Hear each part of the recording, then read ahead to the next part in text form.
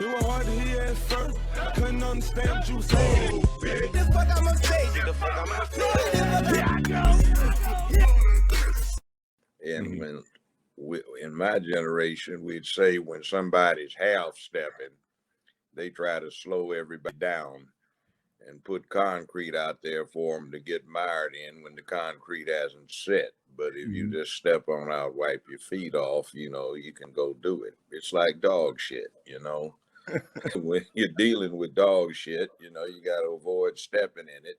Yeah. But they try to put it in front of you so you keep running into it.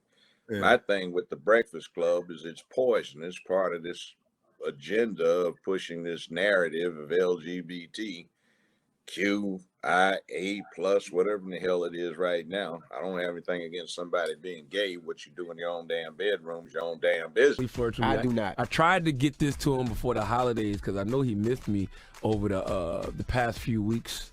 And this right here, I want. Oh, it's heavy. Ooh. Don't call me thickums. Okay, look how heavy thickums. That box. Let me see first of all, let me show the detail. That looks like a nice present. Here, Nick, show the detail. Look at the detail. You see I'm liking that. Now, what's on this? You see an emoji of Santa, a reindeer, my face, and a peach. A peach, okay. And a little snowman in case you think I look like Jeezy. Okay. All right, look, you see? You see? All right, let me see. Give me that gift. All right, give me. Read. I want you to read. Read. It's heavy. Read what it says. What does that say? What does that say? What does that?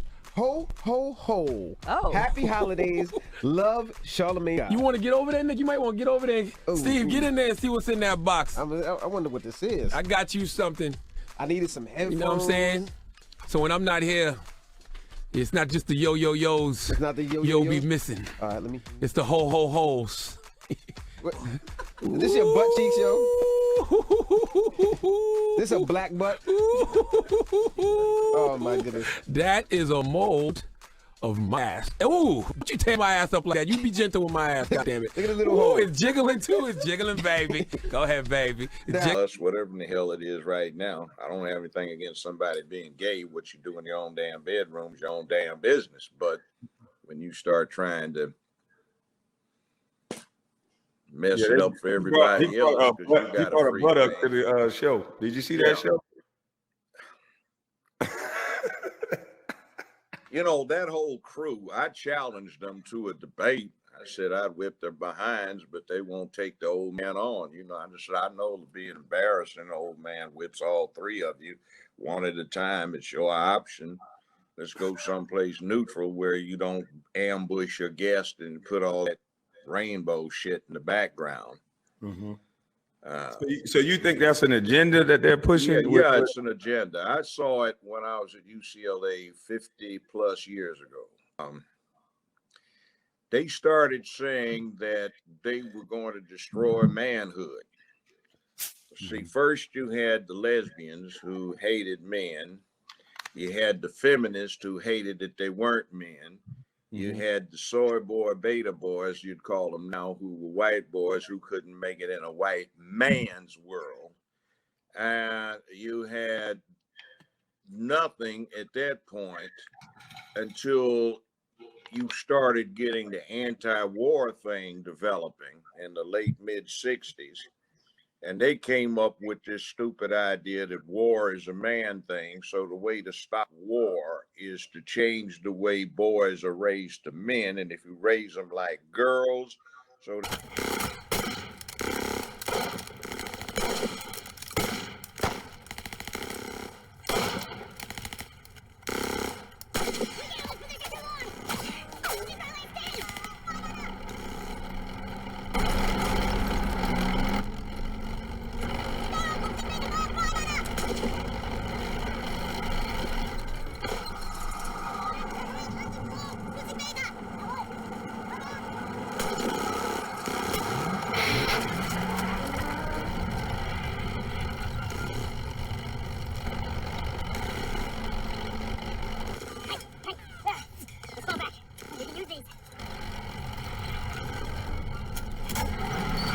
that would keep boys from becoming warlike when they got to be men. So when you put that ballast into the mix, they started taking over. Now, a little slight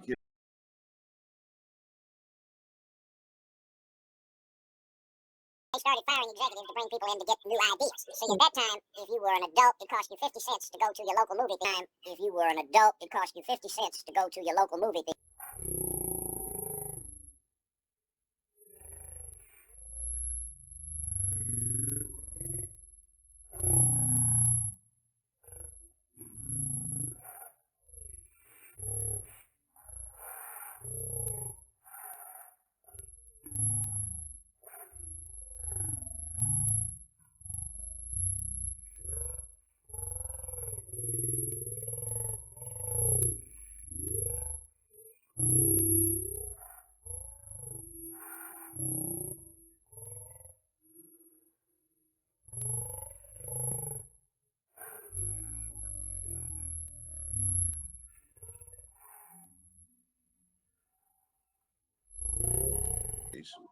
Man. 3 cartoons and some features, so you could walk in anytime you wanted to. There you'll usually find our friends, Rough and Ready.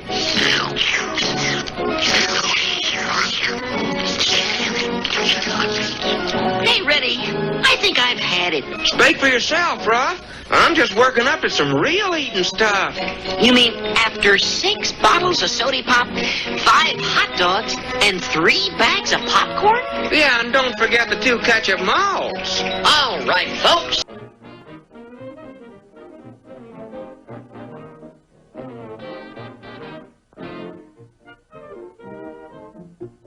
Nonsense. If they liked it once, they'll love it twice. Yes, sir. But just then there was a splintering crash as something flew in through the window. Something with antlers. On top of something with an aviator's head.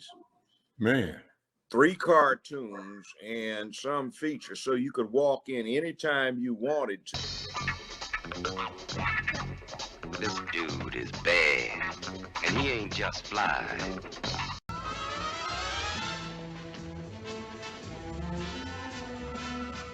Have a nice sunstroke, Mrs. Agostini. You're tearing me apart! What? For 50 cents. And Wow. see what you would be seeing, and then see the whole thing, and then sit through what you missed, or keep sitting there. Yeah. And no matter how big a hit the movie was, every Thursday and Sunday, they changed and had 2 more. So the studios are making like 120, 250 movies a year, and they all had the same cast of stars that were in every movie. Mm-hmm. Well, what they came up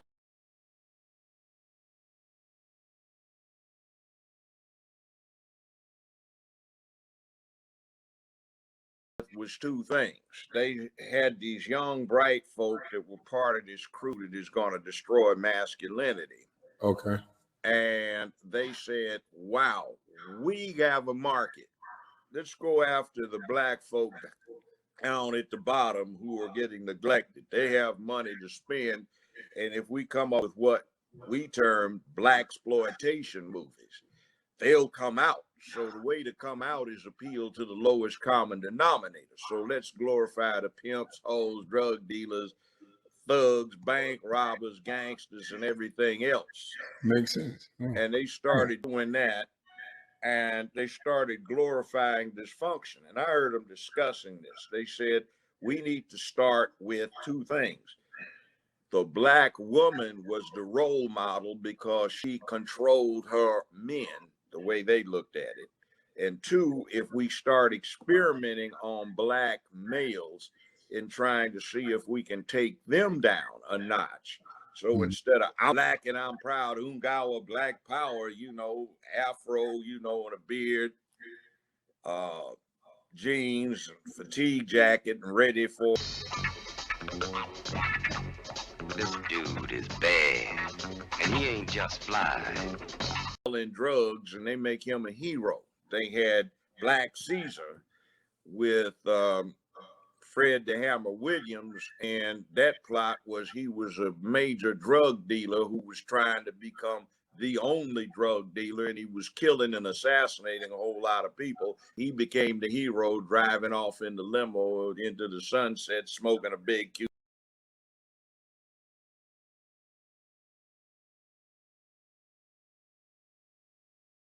cigar. And See, they started doing that. Well, when you get this mix rolling, they also had another thing too, which was, let's take over the political parties. And you used to hear them on campus talking this nonsense all the time, where they'd get into the Republican Party and the Democratic Party. And the thing was, the Republican Party would work behind the scenes, or at least the ones that got in there. And in the Democratic Party, they'd be the voice. So from time to time, they would deliberately cause a lot of confusion. And when they caused a lot of confusion, then they could work behind the scenes and nobody would see. So slowly, they ran this propaganda. And best propaganda engine in the whole world was doing it. I mean, even Adolf Hitler and Heinrich Himmler and Goebbels for the Nazis said, we have to model what we do on the American entertainment industry because it gets in so many people's heads, and we need to copy that methodology. Oh. Now, they did this, and for 50 years, they have propaganda glorifying dysfunction. Now, if you want to see the contrast from 1920 to 1940 is 20 years. That's the only time the Nazis had to work. This same group, using the methodology that the Nazis based theirs on, had 50 years, not 20. Mm-hmm. So we think in terms of their narrative with such foolish shit as toxic masculinity. That's not a word. Okay, homophobic, that's not a word. That's only 10 years old, you see. And the word, for example, for that one is heterophobia, which is the opposite, which is for several hundred years, gay folk had to deal with being lynched, mutilated, beat up, jacked up, fired, thrown in jail, ostracized, all kinds of stuff.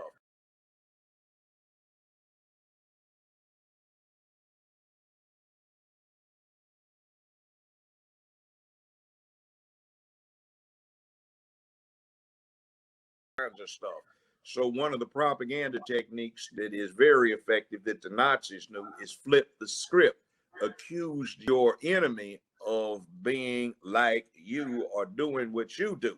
So they're heterophobic and they flip the script to homophobic. For example, you can find old dictionaries, they've got heterophobic, but they don't have homophobia in there. But now if you type it into an iPhone, heterophobia is red underlined because they don't.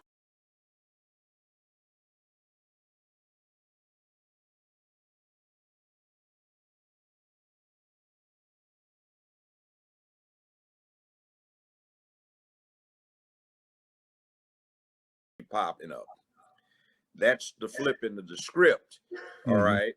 And when they start getting you thinking this way, toxic masculinity. See, what they call toxic masculinity is the absence, because that's where you come in. Where I come in is we're trying to deal with imposing masculinity, because masculinity is a set of standards inputted into a boy so long, so often, so hard that when he becomes a man, it is innate in his character. And that's about making where you live a better, safer, more secure place filled with economic prosperity, sense of purpose, morality, and ethics, where you dedicate yourself to public peace, dignity, and order.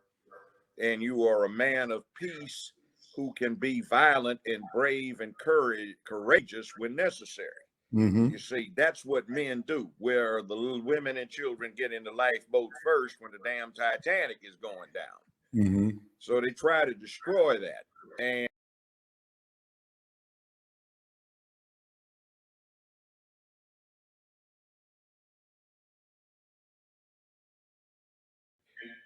by destroying it, they translating get a chance to get their freak on in legitimacy. Now, see, homosexuality is distinguished from this LGBT stuff. Now, I employed some gay folks, still got one or two on the payroll, and they look at this stuff as a cult. And if I can explain, all right, I'm straight, I'm heterosexual, but when I see Lizzo the lizard hippo with her bare, fat, flabby ass trying to twerk in public, looking like a damn harlot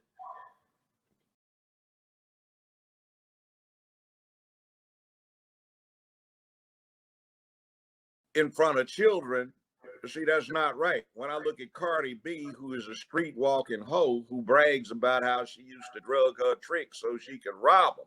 Yeah, she did say And that. see, that kind of thing put up as an exemplar of heterosexuality and normalcy. That is not normal. Something's wrong with it. Mm-hmm. Okay, a homosexual who is taking care of his business and his bedroom freak is his own business is different from some damn fools with a gay pride parade with nothing on but some leather chaps and their bare asses and dicks hung out with a bunch of children looking at them. See, there is a difference. In other words, keep your business to yourself. We don't know what the hell you're up to. Mm-hmm. I remember there was Paramount, when my show was with Paramount, there was an executive vice president who was in charge of PR. And my beautiful wife at the time, now ex-wife, I can't seem to keep them all that long. But anyway, and they're expensive as shit. But look, we were in a thing in New York where everybody had to go there for one of these corporate things. And she and I got on the elevator to go up to where the meeting was going to be. This VP got on, and then this flamer got on.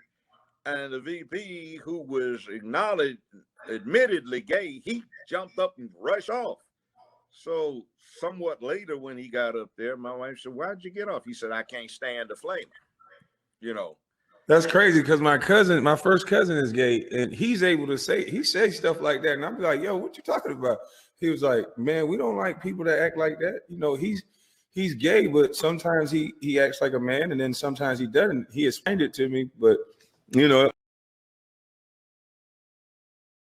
but I don't try to. That's still my cousin. So, well, yeah, I know he talked like what you just said. He said I don't like flamers. Well, see, here's the thing I found out when I was a judge. I put together these psychologists and psychiatrists, and under Tennessee law, with a provision I lobbied for, any sentencing judge can conduct psychological or mental evaluation of anybody he sentences. So we were doing research. We found there are basically two types of homosexuals. The type that hates the opposite sex and the type that wants to be the opposite sex. And a lot of that is hooked up in self-hate. Now, see, black folk back in the 60s, we came to recognize that we had been victimized by a long period of negative imagery, so we hated ourselves. Everybody wanted to be white. Press their hair, comb their hair, that's that process. And Malcolm said that best. I've heard it, a processed head equals a processed mind. But anyway, we were in I'm Black and I'm Proud. Now you've got this group who is deep off into personal self-hate. They hate what they are. They hate what they want to be. So they have taken a nihilistic approach, and they have screwed up everything that's supposed to be of value. See, instead of being brave and courageous, it's all right to be a friend and be a coward. Instead of, well, hell, they couldn't get away with anything else but that. McFly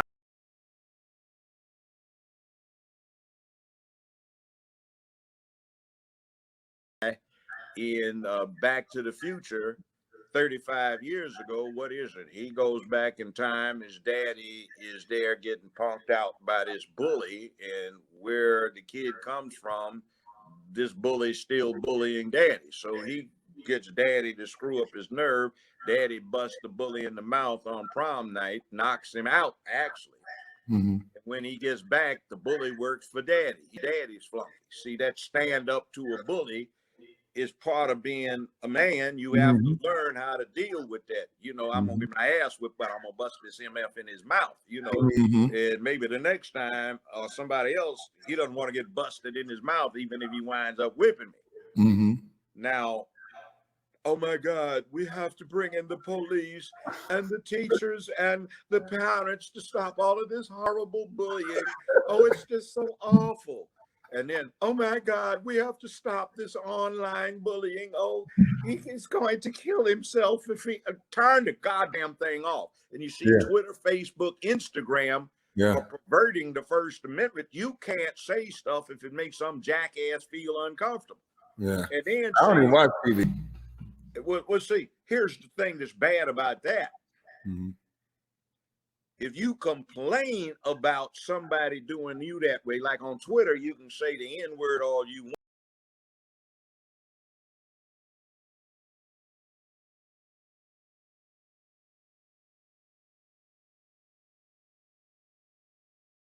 Wearing fascists who are trying to subvert the First, Second, Fourth, Fifth, and Sixth Amendments and down manhood and womanhood because Zeke High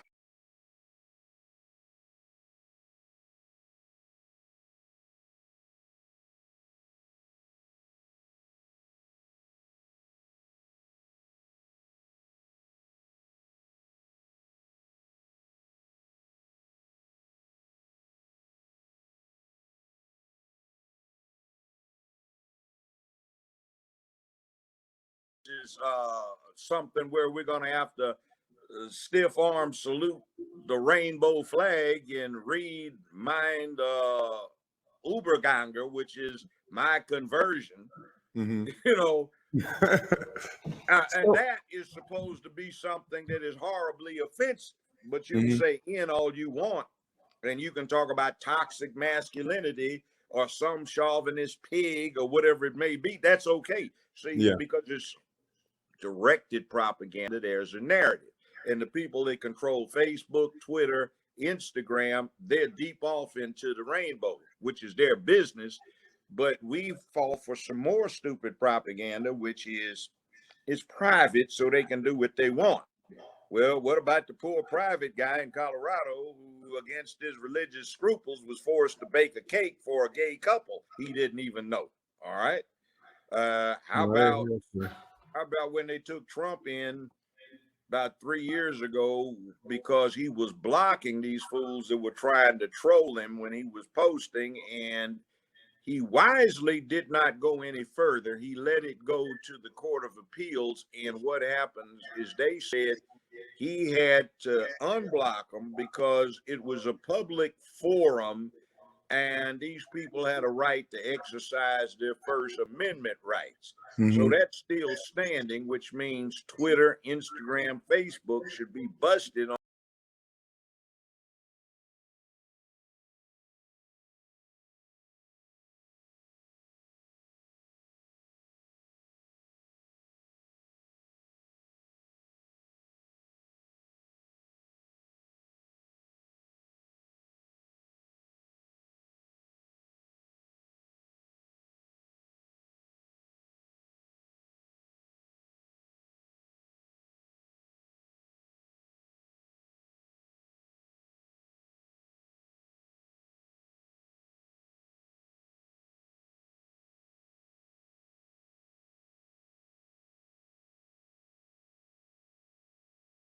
class action for not functioning properly as a public utility and attempting to monopolize the airways, which are licensed. They have to have a license to do what they do.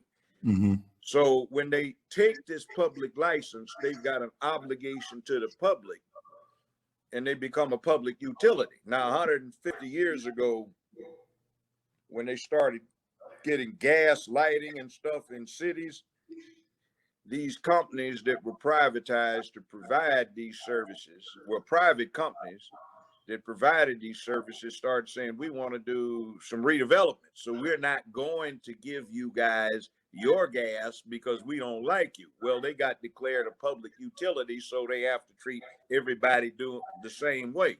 And the analogy that some people ought to get is the phone company can't tell you what the hell to say on your cell phone. Same principles apply to Facebook, Twitter, and Instagram. YouTube because they're using public airways and they have to have a license to do that broadcasting that they depend upon.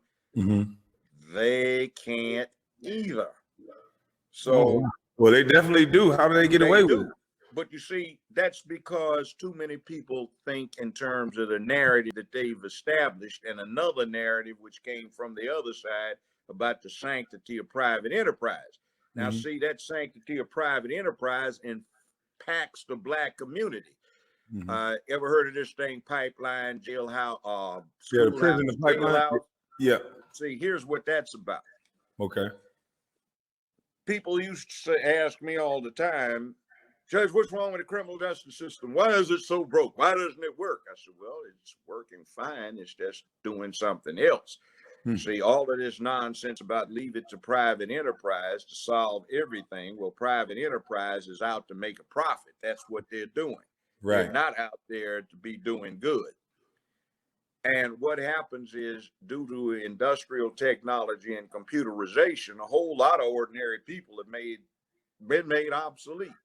Now, the United States happens to be the only industrial country in the world that does not have a concerted government program to deal with changing that obsolescence of the worker who has been displaced by technology and training him to get an equal job in terms of income, doing something else or being able to do more. So we have a lot of surplus labor that is no longer necessary for the market. So labor is a commodity like wheat, corn, or cotton. And when you have a glut, you do three things: cut back production, subsidize and produce, or store the surplus. The surplus labor is stored in the jail cell instead of a grain silo. The subsidy is the public assistance check of one form or another. And the cutting back of production, the glorification of dysfunction, so the would-be labor units drop out, bang out, drug out, get knocked up too early, too often, develop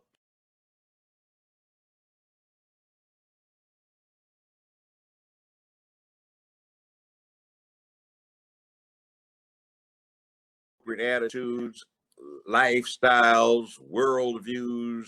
They don't have any vocational skills. They don't have any educational preparation.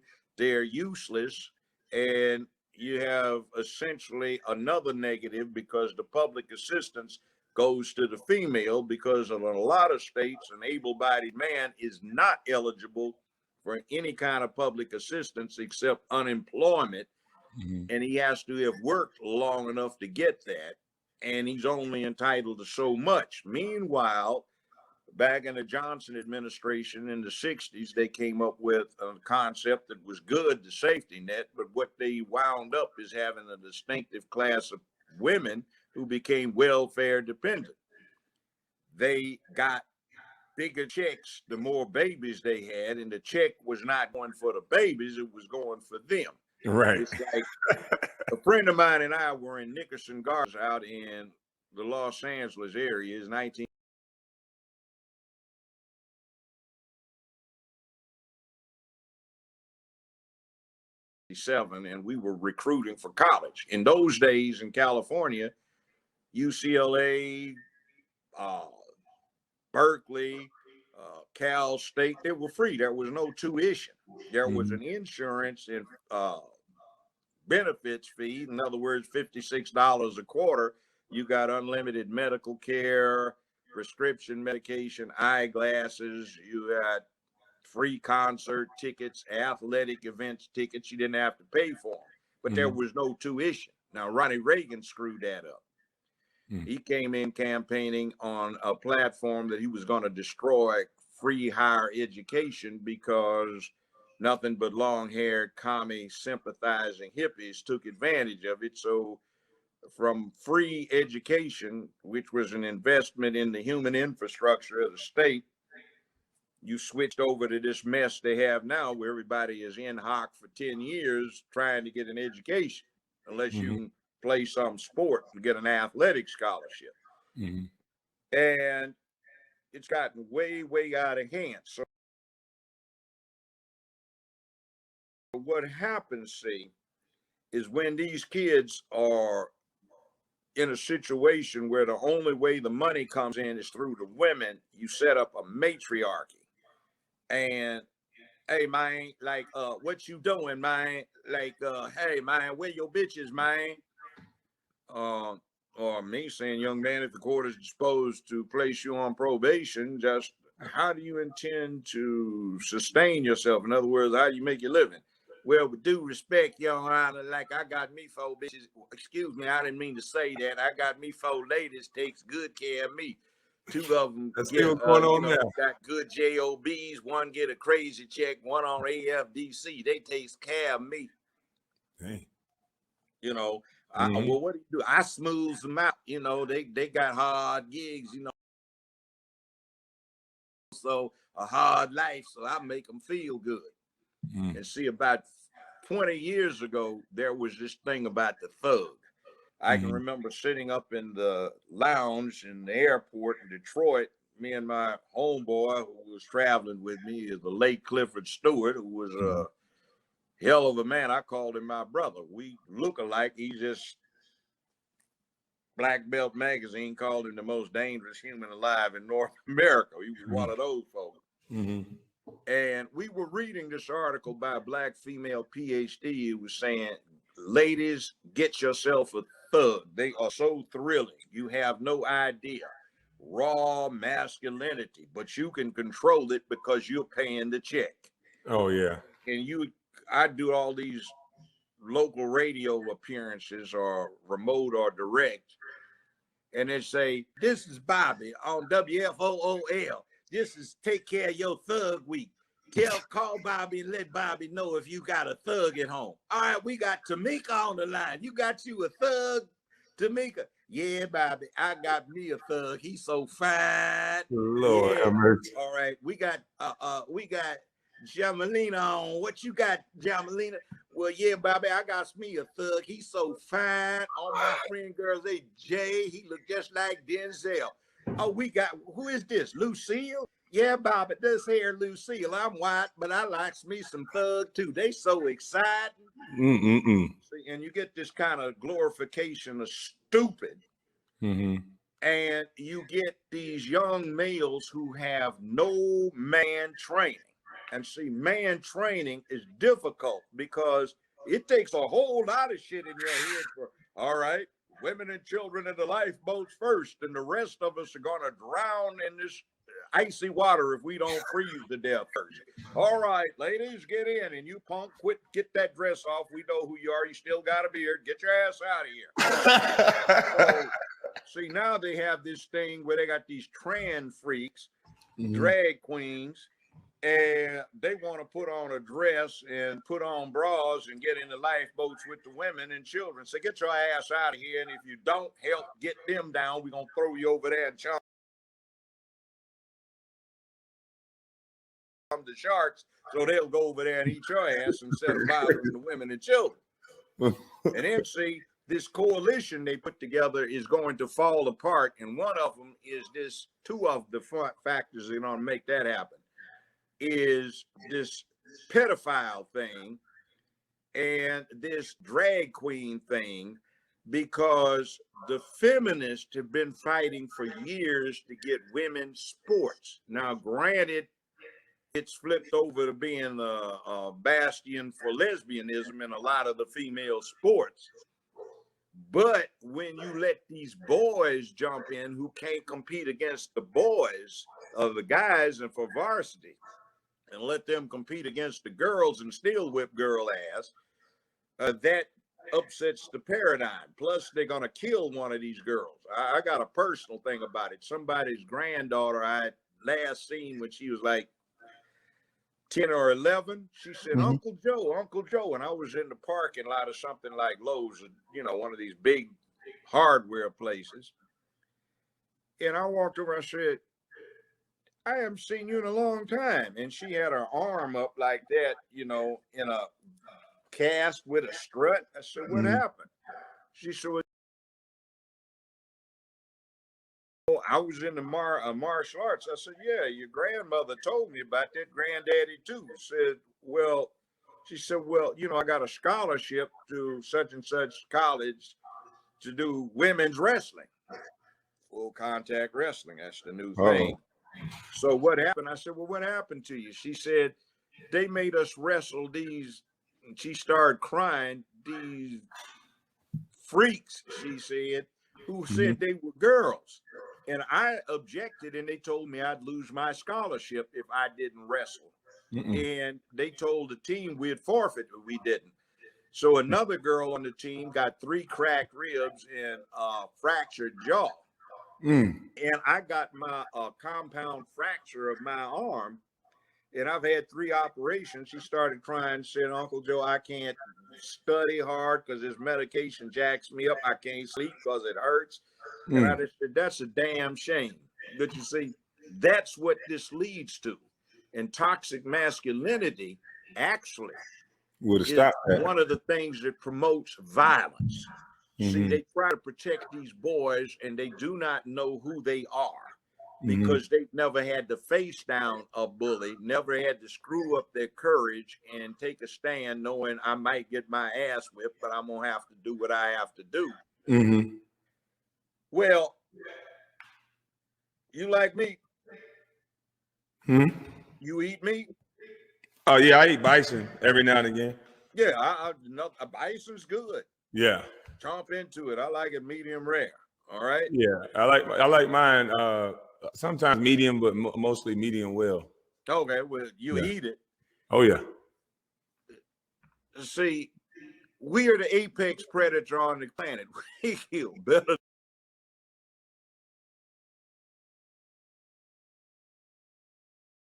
The damn thing's never been here.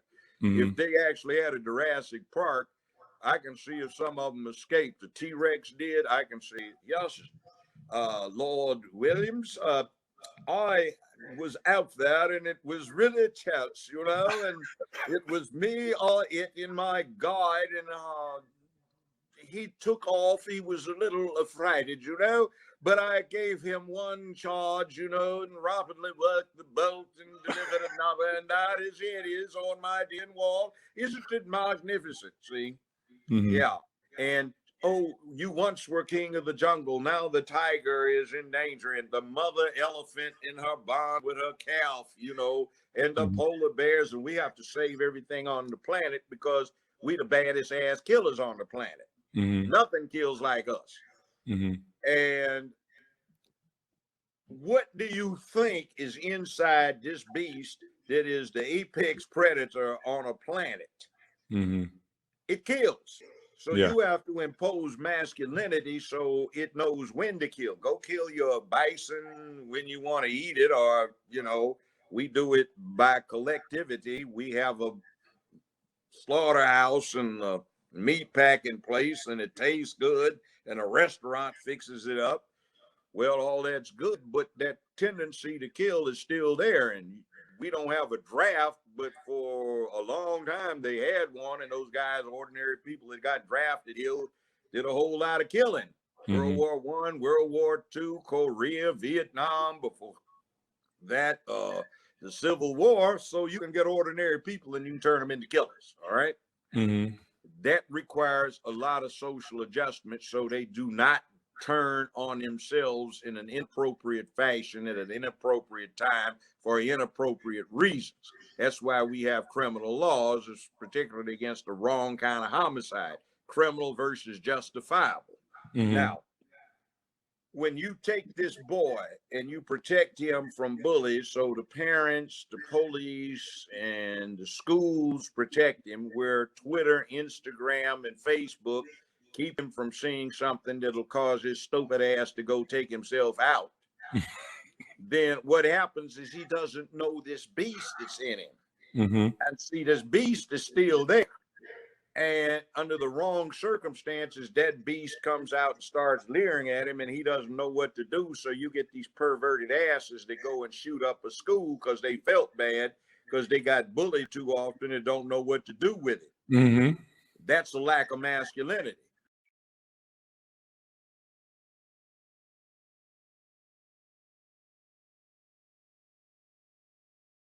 folk in the hood that go around popping caps on everybody doing drive-bys, see, they suffer from lack of masculinity. So That's the same thing I told Jack. Somebody, yeah. But I grew up in Los Angeles Mm-hmm. and South Central, and what I found out from there later on, and when I was sentencing people or when I was defending people,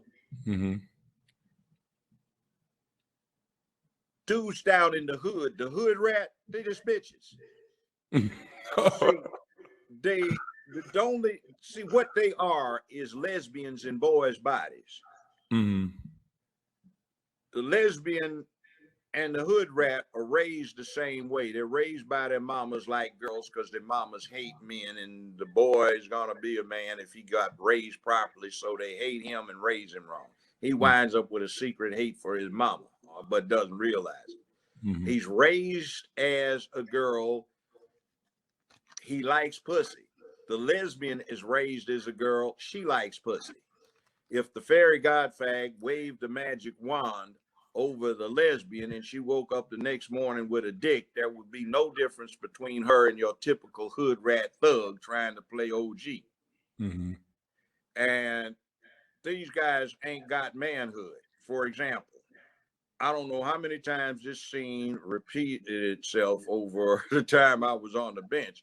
There would be a motion to suppress a confession, right? So the police in Memphis always tape the confession. So you got to see the whole thing. So counselor, defense ready for this matter? Prosecution, you ready, Madam Court Reporter? Can you set up in the court's chambers in say 10 minutes, and we will take a look in camera at the video clip of this confession that we have a motion, I think, what's the file docket number? Thank you, ma'am, blah, blah, blah, blah.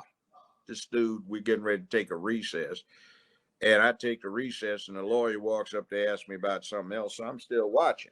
OG is back there talking to his homies. Yeah, man, I'm down for the cause, man. You know, like, hey, they just put this case on me, man. Like, oh, hell, man, they was trying to get me to say all kinds of shit, man. I can hear him.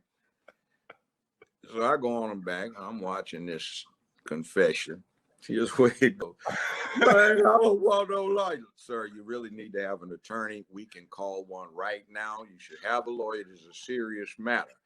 I don't want no lawyer. I just want my mama. Can you get my mama in here? I'm so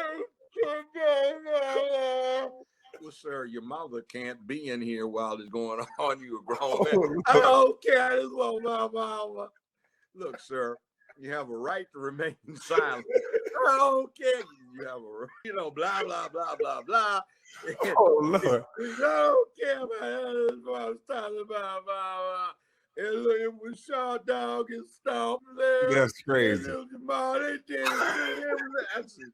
so anyway, this dude has been advised 9 times of his rights, and he wants to waive them, and he's crying all over the shit, and that's why they got these stains on the waiver. This fool's been crying. It's snot blowing all over, running down his face, and I'd get out there and I said, well, let's see. We've had gentlemen that have been identified. Could you gentlemen come over here and that we're going to speak to the defendant about this, about he blah, blah, blah, blah, blah, on this matter about the bond, blah, blah, blah, blah, blah. So I'd move them over here. So, well, it seems since they have identified him, so let's move to this point. The defendant spent most of his time crying, washing tears from his face with looks like most of a fresh blocks of Kleenex, and mucus was running all down his nose and flowing all over the table. He was crying for his mother. He multiply waved right to counsel and wanted to make a statement if only his mama could be there, and the officers advised him his mother could not be present. And let's see, he also advised that the following individuals I read the names off were part of this armed robbery, blah, blah, blah, blah, that resulted in the killing of 2 people at this convenience store, which becomes felony murder. subject to the death penalty, and I say, please take those individuals into custody right now. No bond. We will review this in a bit. See, they punk out. They rat on everybody. There's no such thing as loyalty. They tell. And what's interesting is in most states under American law, you cannot convict someone on the uncorroborated statements or evidence of an accomplice. So there is one guy in there that's an OG. He just said, I don't want a damn form. Hell, I have nothing to say, and he'll write that out. I want a lawyer. And because he didn't confess, there's no case against him, because most murder cases are the hardest thing to prove because there's no witness. And damn near every time there's a murder trial, somebody shot his mouth off, usually to some woman he was trying to impress, who was some low-class woman who had a drug case he was trying to get out of, so she'd tell on him. Then they got him and he punked out and told on himself. He confessed. Now, yeah, there are a lot of innocent people in the jails, but the percentages are small because this is what's going on. For the last 70 years, it's been kind of consistent. Just a little more than 2% of the people in American prisons got found guilty by a jury. 97+% pled guilty, and depending upon where you are, 84 to 87% confessed. So I've seen some innocent people. That's crazy. I got the youngest person in the world off death row.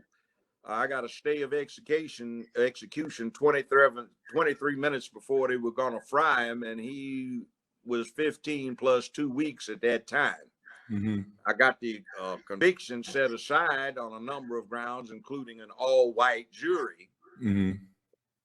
But the bottom line is that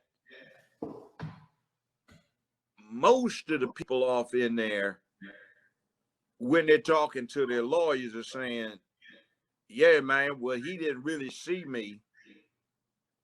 Well, how you know he was taking a smoke over there by the telephone pole if you weren't there?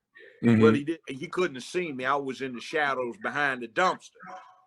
But you were there. You're trying to say you weren't there. That's a matter of proof, but you were there. And by the way, 6 of the witnesses for the state knew you from high school. 2 of them gave the police your mama's address. So you're trying to tell your mom and everybody that they're lying, trying to put a case on it. See, so you get this. But when you get these people back in this system where they get put in jail, some people get it wrong. They just want that free labor, that slavery. You know, no, it's not. See, they don't want you to work, so there's no rehabilitation. If you work in the joint other than to have make work to keep you out of mischief by pressing license plates, if they rehabilitate you, when they let you out, you reglut the market. So what happens is when you're clowning around acting a damn fool, you cause your community to be chaotic, so your community cannot engage in collective self-help through the political process. And what happens is you take that community out of the loop. Now, there's still some entry-level jobs, but part of that cutting back of the labor by getting into somebody's head, man, fuck that shit. I ain't flipping no burgers at no Mickey D's. I got my bitches and hoes take care of me. What the fuck I'm gonna be up there doing that shit? I got plenty of merchandise to move. Motherfuckers love that shit. You know, got lots of gold to be worn and ladies to be played. You know, damn that. And then you get this other thing that's going around, bros before hoes. I don't understand that. That's because they ain't getting pussy. Now, see, let me say something about this. I played football in high school and college. So I understand that. But I did have some sense. And see, you made a career of basketball because you actually were good at it. But you see, there's a whole lot of brothers can't shoot a goddamn basket. It did be out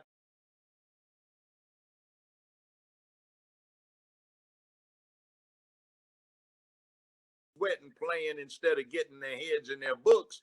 And meanwhile, their girlfriends are frustrated. So She Negro. That's all you had. Fuck the girlfriends while they out there getting sweaty. Yeah, got a lot of pussy, you know. Goddamn. And I ain't gonna lie, I've devoted all of my adult life to the acquisition of pussy. Damn, you know. But when you do that, you gotta be able to hang. So that means you gotta get prepped so you can take care of some business, so you can be about something other than trying to simp off of somebody. Right. So, you know. Man, that's crazy. You're a funny judge. You're the funniest judge I ever seen. You know, really. When you get that dignified yes, and now, gentlemen, we prepared to proceed to blah, blah, blah. Yeah, you can play that. You have to have versatility.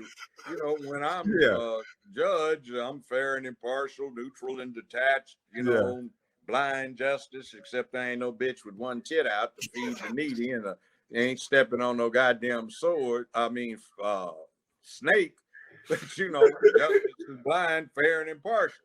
Yeah. Which has some interesting consequences that have results that people do not anticipate. I'll tell you one of those about Martin Luther King's assassination, which was not by James Earl Ray, but was ordered and concurred in by J. Edgar Hoover, and the FBI supplied the murder weapon and the ammunition. Whoa. And the shot came from the fire station, not the flop house, not the Bushes. It was a two-man team. They recruited them from the Marine Corps sniping school at Quantico, Virginia, where the FBI has a training academy. Now, I'll get back to that, but you see, they hadn't expected me doing what I did to be neutral, fair, and impartial. They thought when the case got in front of me on random rotational assignment, I just dog the dude out, but I just said he deserved justice. Let's see what the fuck happened. And it was not what the narrative says. But anyway, that's what happens when you get fair and impartial. Well, see, I'm fair and impartial when that's my job. I'm the referee, the umpire. When it comes to me outside of that, yeah, I have some opinions, and a whole lot of people I know got killed. I was in the building when John Huggins and Bunchy Carter got assassinated by those us folk at UCLA at high noon in Campbell Hall in the cafeteria in front of 42 witnesses. Dang. They somebody else kicked in my door upstairs where I had an office on the third floor and put 4 bullets through the back of my chair, which I had set up so I'm facing out rather than toward the door, just for that purpose. Not for that purpose, but for some other reasons. And Elaine Brown and I were going back down the stairs when this shit went on, and they took off past us running out.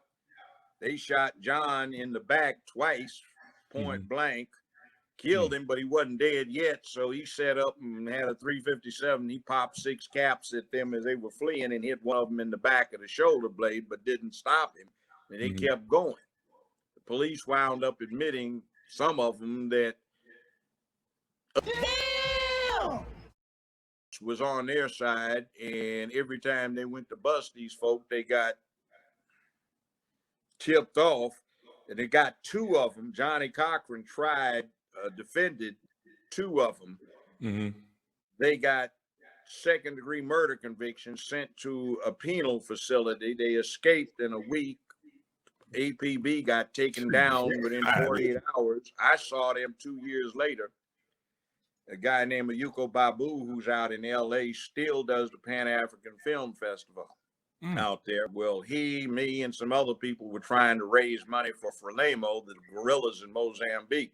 We had gotten an airplane full of combat boots that the State Department seized, so we raised money. We had Taj Mahal, Pharaoh Sanders, Oscar Brown Jr., Gene Pace, Aretha Franklin, and Stevie Wonder put on a free concert. We raised the money. So I'm walking around in the audience at the Palladium, which was on Hollywood Boulevard then. And here are these 2 that just got convicted of second-degree murder. I said, what the hell are you doing out? Both of you. Well, we just walked.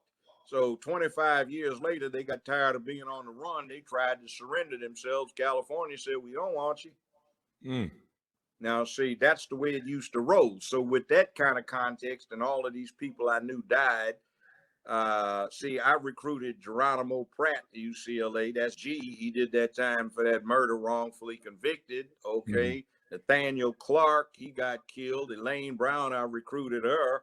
See, all of these people died, and people were getting killed left and right all the time. Now, with that context, I hate these pimps and simps who get up trying to perpetrate about they're trying to be about black business, and all they are is LGBT surrogates, like the Black Caucus. And I look at the people like Al Sharpton, Cory Booker, Don Lemon, and crying Van Jones, I call CNN Crying Negro Network, and idiots like that. What you say is the Crying Negro Network? Yeah.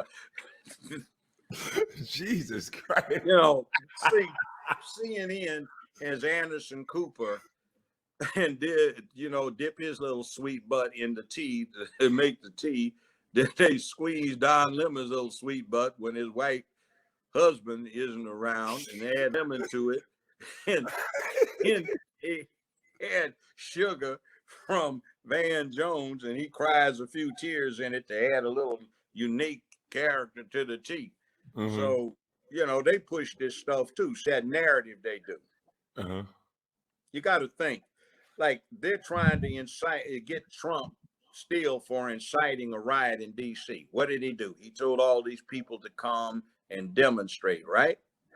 Well, the First Amendment, for those who've never read it, says you have a right that shall not be abridged to assemble and petition for redress of grievance. That means you have a demonstration, and the petition doesn't have to be in writing. It's been the law for 240 years. It can be by protest. You have a right to assemble, to petition, protest for redress of grievance. In other words, you got a problem you want fixed. That's all they did. Now, it's been long the law that if somebody independently decides to get unruly, you're not responsible for what they do as long as what you were advocating was peaceful. But on the other hand, look at Maxine Waters to show you there's an agenda. She actually was out advocating for people to spit on somebody with a MAGA hat if they had support Trump bumper sticker, break out car windows, turn the things over, get unruly and burn stuff up. That actually is incitement of violence.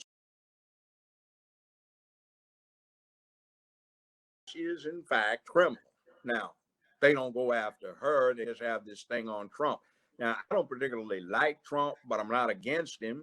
I did not vote for that damn fool that they had running against him, that racist dog, what I heard the first time in 1972 when I was doing an intern thing at a DC think tank, when he was out there with James O. Eastland, John B. Stennis, Faubus came in from Arkansas. That's the fool who said they'd never integrate the Little Rock High School. They had Wallace there, who was wheeled in, and they had Byrd, former Grand Dragon of the Klan, and they were talking about this young man who had a stupid looking ducktail like he was back in the 1950s, was the last true yellow dog Dixiecrat. And they were talking about Joe Biden, who got up there, and when the speech he gave, I mean, I was really offended. I heard it right outside the state capitol building in Dover, which was a rundown, ransackled old house, 250 years old. And he said, Negro children are like that turn blonde in the sun. And the kids used to come up and reach in the pool and rub my leg down so it was straight, and then watch the hair come back up again. They'd look at it. So I learned about roaches. I learned about kids jumping on my lap. And roaches. If they're allowed to integrate the schools, they will infest them and they will never be gotten out. Negro. Who said that? Joe Biden said that? Yeah, I heard it. Wow. Saw him. He said Negroes were animals and they turned the streets into jungles. And he and Senator Eastland had a plan where they could put all of these Negro animals in zoos. Now, we talk about the 94 crime bill. That wasn't shit. The 91 was bad. The 91 87 was really bad. The 81 was the one where one rock got you 5 years, which due to some other stuff Biden and Stennis and Eastland did, it wasn't 5 years with parole. They abolished federal parole. So you get 5 years, you get 60 months, and you get released with all good and honor time at 56 months from federal custody. And then that was the 81 one, then there was the 79 and the 77. So let's give blame where blame is due. That bastard has been a racist dog, and he used to talk about he understood the Negro because he was raised in Delaware. And he said Delaware was a proud slave-owning state that basically copped out by not going with the South during the rebellion as it should have, because they were too close to DC to not be intimidated. So I listened to this racist dog. I kept up with him because I was practicing criminal law, and federal criminal trials became almost a lynch thing because of what is allowed. By the way, if you ever get interrogated by the feds, never say, I don't know what happened. I don't know anything about it. Because you will get convicted on one count of an indictment making a knowingly false statement to a federal investigator. You know why? Because they tell you what you're there for. So you know what you're there for. So when you say, I don't know nothing about it, you did because they told you. With the feds, you say, I have nothing to say, or I refuse to make a statement. I want a lawyer. But if you're talking with the state, you say, I don't know what the fuck you talking about. Fuck you, you know. But with the feds, watch what you say, because in the federal system, thanks to Biden, Stennis, Eastland, and some other of these yellow dog Dixiecrat races, what happens is they've set it up so you get tried by ambush if it is a criminal case, and if you are absolutely innocent, you don't know shit about what happened. Eastland and Stennis and Biden set something else up where they deliberately set the rules so that a prosecutor could knowingly not knowing, but know that he had no case that could get an conviction, but deliberately go after you for the purpose of bankrupting you so your ability to operate is destroyed. Now, that's one of the bad things that bastard did. And then you got Queenla Imhoff in there. You know who Imhoff is? No. Yes, you do. Who? Mrs. Imhoff, Vice President of the United States, who goes by her maiden name, Miss Kamala? Kamala Harris.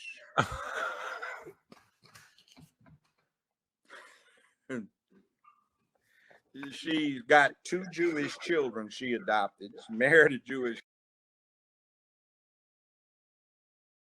husband who's got a interesting. I'm scared to talk about Kamala Harris. I'll let you have that one. No, she's a witch, and she is a corrupt witch. She's been corrupt her whole life, and she fucked her way to the top.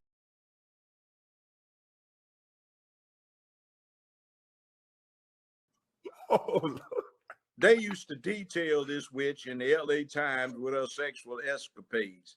She fucked damn near everybody trying to get up. She used to be a frat hoe when she was at Howard.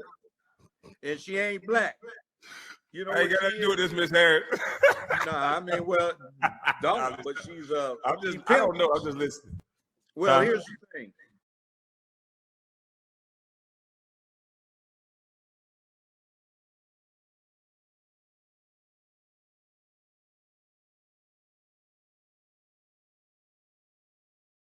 I actually met her father in Jamaica. I was the guest, sat at the governor general's table, and he was a professor. Okay. And he represents as a Hindu Brahmin. He admittedly has some Irish in him. Mm-hmm. All right. The person that Kamala Harris is saying is her black great-grandmother is, in fact, according to Daddy, in an article he wrote, which has now been cleaned up on the online edition of that magazine, was a Hindu house servant, not a black woman. So her mother is listed on her birth certificate as Caucasian, even though she's dark, but she's a Hindu Brahmin Tamil caste. Now, interestingly, do you know what the anthropological name is for what Kamala Harris and her parents are? No, sir. Indo hyphen Aryan. See, they are the original Aryans, but Adolf Hitler and his boys told a big lie. The blonde-haired, blue-eyed Aryans from the far north did not exist, never existed. They were the dark to swarthy to paper bag brown, dark-eyed, dark, coarse-haired Indo-Aryans from India. Those actually settled Germany, and some other people came in from the steppes that lightened everything up a bit. So that lie is being told. So you get the Aryan Brotherhood, the Aryan Nation. What's going on is the Aryans they claim to be one with look like Queen Harris. You know, I guess what she did is, you know, LA Times ranked her out. I was out in LA, you know, when she was really I see this article. Before that, see, she got out and they ran a thing that when she went to law school, Willie Brown, that was his mistress. They used to have guards. I heard about that, though. Where they had one I loved. It was a scene, Willie Brown sitting behind a desk with his tongue hang out, and Camilla is raising up after doing him, you know. And they ran this thing where he got her a job with a medical supply company that did business with the city of San Francisco. He got her a gig for 15 hours a week for $72,000 a year. And you have to understand that was 35 years ago. And then when they carried a thing where she moved up to 20 hours a week, she getting paid $120,000 for a part-time gig, and he bought her a 750i BMW. She was earning that. So then she had this thing where she was trying to get on with this big firm they wouldn't hire, so she started screwing one of your buddies, an NBA player who was their biggest client. So she got hired. So then they ran a scandal sheet on her where she was trying to get on with the DA's office, so she started screwing the deputy chief DA to get on. So damn!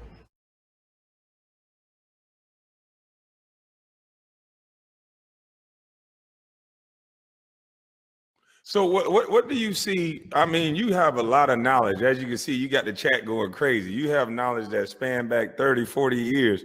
So what do you see? 50 years. Yeah. Sorry about that. So I graduated from college more than a half century ago. So it's been crazy. A while. That's crazy. So do you see it getting worse with the media propaganda, or do you see things changing? Okay. Yeah, it is. So you think it's getting worse? What happens is you've got some jackbooted, goop-stepping fascists who strong arm and take over the government. Then they take over the press, impose censorship, and they propagandize to stay in power. You had some pink panty-wearing fascists who, instead of goose-stepping, they switched and twitched.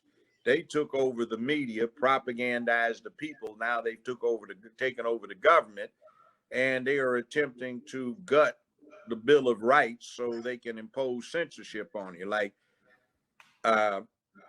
you can call somebody the N-word all you want, but if you slap them across the face, you might get your jaw broken if the brother punches you back.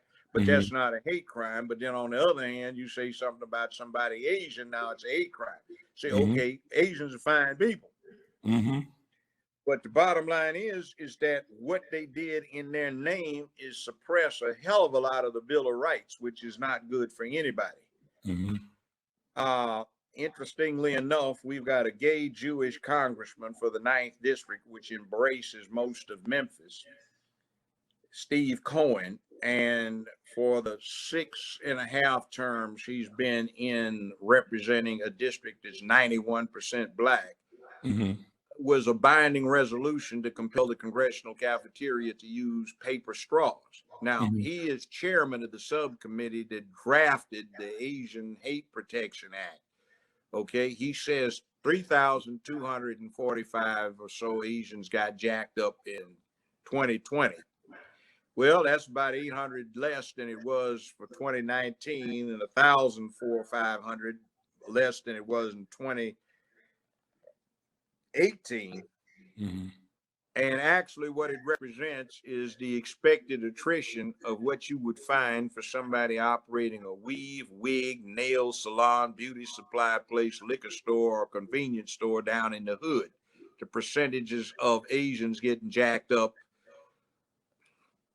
in the hood is less than it is for African American or black folk who operate similar businesses in the hood. So it just goes with the territory, and it's got like 1, 2, 3, 4, 5, 6, 7, 8, 12 zeros in front of it, 8 zeros in front of it when you divide it by 360 million, which is the current U.S. population as per the last census. Somebody tried to call me. Anyway, see, this is one of the things that we have to deal with is bait and switch. Like the Equality Act, that has nothing to do with equality. If you recall, it was called the Anti-Lynch Bill when Kwame and Cory Booker decided to label something that had been tabled since 1997 when this clown, Juicy Jesse, up in Chicago pulled off that fake assault thing. And see, it's crazy. So that's how they do this bait and switch. And there's a lot out there that is bad. But they have their rights and they can do whatever in the hell they want to do in a bedroom. I will defend them to that. But when they start let's say that for YouTube so they don't get so mad. They can do what they want to do. Freedom. Okay, motherfuckers on YouTube, they all off into that butt busting thing too. They unbelt, drop their britches, drop their boxers, bend, and get busted in the butt. So anyway, that's what they do. Gee, Negro, that's all you had to say. But they make it too obvious. Freedom. Freedom of speech. Yeah. So you can bleep that shit out if you want to, but so you don't get it. But I am retired. You are too, but I'm a lot older than you, so I'm really retired. Right. All I can do is barbecue sauce line, and I want it to be hot barbecue. We got. I'll tell you about that later. But anyway, we have a fight because what it is a unique opportunity. You go to World War II, you got Stalin, he represents communism. You got Churchill, he represents monarchy. You have Franklin Roosevelt, he represents a democratic republic. They're all allies trying to get rid of Adolf and the Japanese Empire. All right? They had a common cause. Well, we have a common cause that's unique in American history. For the first time, black, white, brown, red, yellow have a commonality, and that is an assault on manhood, womanhood, and childhood that certain people are trying to pull off and ram down our throats. We have a separation of church and state. So the state cannot impose an official religion. They can't require its teaching. They can't make you go to church, but yet you can take a secular religion, LGBTQ, and you can force feed it to children with the parents having no way of objecting or opting out except taking the child out of school. They cram it down your throat in the public. They make it official government policy that you have to deal with. Go to the bathroom of the gender you identify with rather than what you were born as. And, that leaves all kinds of freak activity open. And I mean, for God's sake, it used to be a staple for 1960s, 70s, and early 80s sitcoms where the little nerds went and masqueraded as girls so they could get in the locker room and watch the girls strip for Jim. Mm-hmm. Can you imagine the situation, say, where they have to share locker rooms, shower facilities, and you got some naked, soaked down sissy in there, at least he says he is, and his dick's hung out, and a bunch of naked little girls trying to take showers? So they can shower. They can shower with women now. I didn't know that. Yeah, see, that goes in there too. Oh, not just the bathroom. So yeah. Can you imagine viciousness is gonna go around as gossip in that high school? See, that just like, where in the hell have you been? So speaking on that, I think that's a good segue to go into. You told me a story about how Charlemagne the God got his name, and I thought that was interesting. I don't think people know that. Why would he call himself that based on what you're going to explain? What is he, 5'6"? Charlemagne? Yeah. Oh, I have no idea. Yeah, he's a little short guy. Look, the real Charlemagne was an Adolf Hitler prototype, but an Adolf Hitler on steroids. He did ethnic cleansing all through Europe. He was a Franco-German. It meant Charles the Great. So this clown on the Breakfast Club is saying Charles the Great, the God. Charlemagne was a psychopath. Dang. There was one little episode where he went down to where the Basques still live, and they still had the old habit of cremating their dead. Rocky place ain't very much area to bury somebody, right? So he went down and he slaughtered 120, 125,000 of them because they cremated their dead. He did stuff like that. He slaughtered people, killed out whole regions, exterminated everybody because they didn't switch over to his particular brand of religion. Ethnic cleansing on a super scale back in the Dark Ages, the 10th century, in the 900s. So that's who he's calling himself by, Charlemagne the God. Now, like, why would a black man name himself after a German psychopath? You got it? That's like saying, I'm Adolf the Great. No, they wouldn't let you say that. Yeah, but Charlemagne was worse. Yeah. That's crazy. You know, you had 500 years to it, and somebody's war criminal crimes against humanity type becomes worthy of note because he exercised power.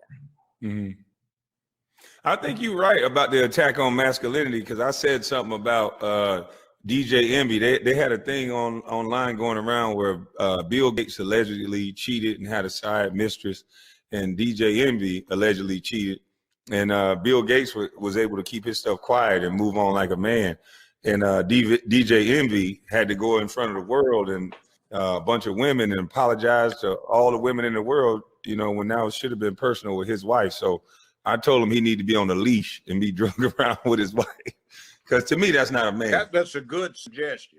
How Yeah, about Wade, one of your former colleagues, Wade, talking about his wife wears the pants in the family? I just saw that. Case, that's literally true, because she's letting that boy his wear dresses and he's wearing kilts. So he doesn't have on pants either. So I think that's a cop-out. And other thing, you gonna let an 8-year-old decide that he wants to be a girl? He hadn't even got a good heart on yet. How the hell is he? He doesn't even know what pussy is. How the hell are you gonna make that determination? I have no idea. What you see? That's what they want. They want some nice tender booty for them to deal with. I found out something about pedophiles when I was sentencing them. I'd get them psychologically evaluated. They'd had a guy sitting in the chair with transducers on. They get his blood pressure and everything and reactions, and they put him on his dick too. So they'd show porn films. These guys get no reaction to looking at men and women. but they get rock hard erections looking at simulations of little children getting screwed. That's a sick fuck. You can't do anything about that. But see, they're glorifying that. They are taking stuff and they are looking for recruits. I was a Boy Scout and a Cub Scout master for about 15 years. I bailed when they started doing this thing. I was on a bench. I bailed when they started doing this thing about letting in openly admitted adult leaders. I said, this is not going wrong, right? And last year, the Boy Scouts in America ended because they went bankrupt from settling all of these child molestation cases. Then they tried to put in little girls. And I said, girls have brownies, campfire girls, Girl Scouts. Why do they need Boy Scouts? These emasculated young boys need to get some man up in their system.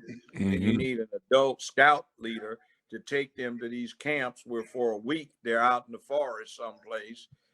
But can you see having some little girls out there with one male scout leader 24/7 for a week? No, that's a disaster. No way. My daughter not going. No, see, that's a disaster.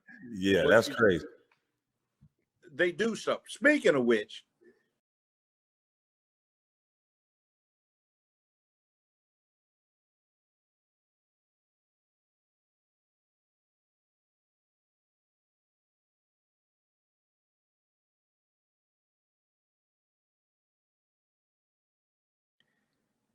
for 51 years, they have had a national Take Your Daughter to Work Week.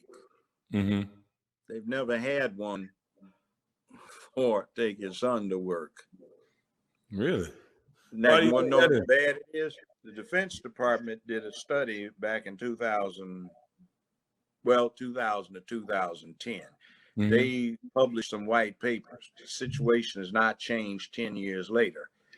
For the 21st century, on average, only 28% of each year's high school graduates are male. That includes all ethnicities in the country. Only 34% of the college undergraduates are male. Only 36% of the college graduate students are male. Only 44% of the workforce is male. And although they still have this myth of women getting paid less than men for the same job, they have not published the fact that that has reversed. For 35 and under, the women get paid more for the same jobs than the men do. And, you know, Silicon Valley has had quite a few settlements they have had to pay out because the men were not paid what the women were getting paid for comparable jobs. So man, that's crazy. You also have another problem which bothers me. Survey after survey, there are more boy virgins 25 and under than there are girl virgins 25 and under. Boys ain't getting pussy. That's why they so mad. Well, yeah, but yeah, and then the other thing too is, see, on the LGBT thing, nationally, survey after survey says a little less than 5.6% of the American public LGBT. That means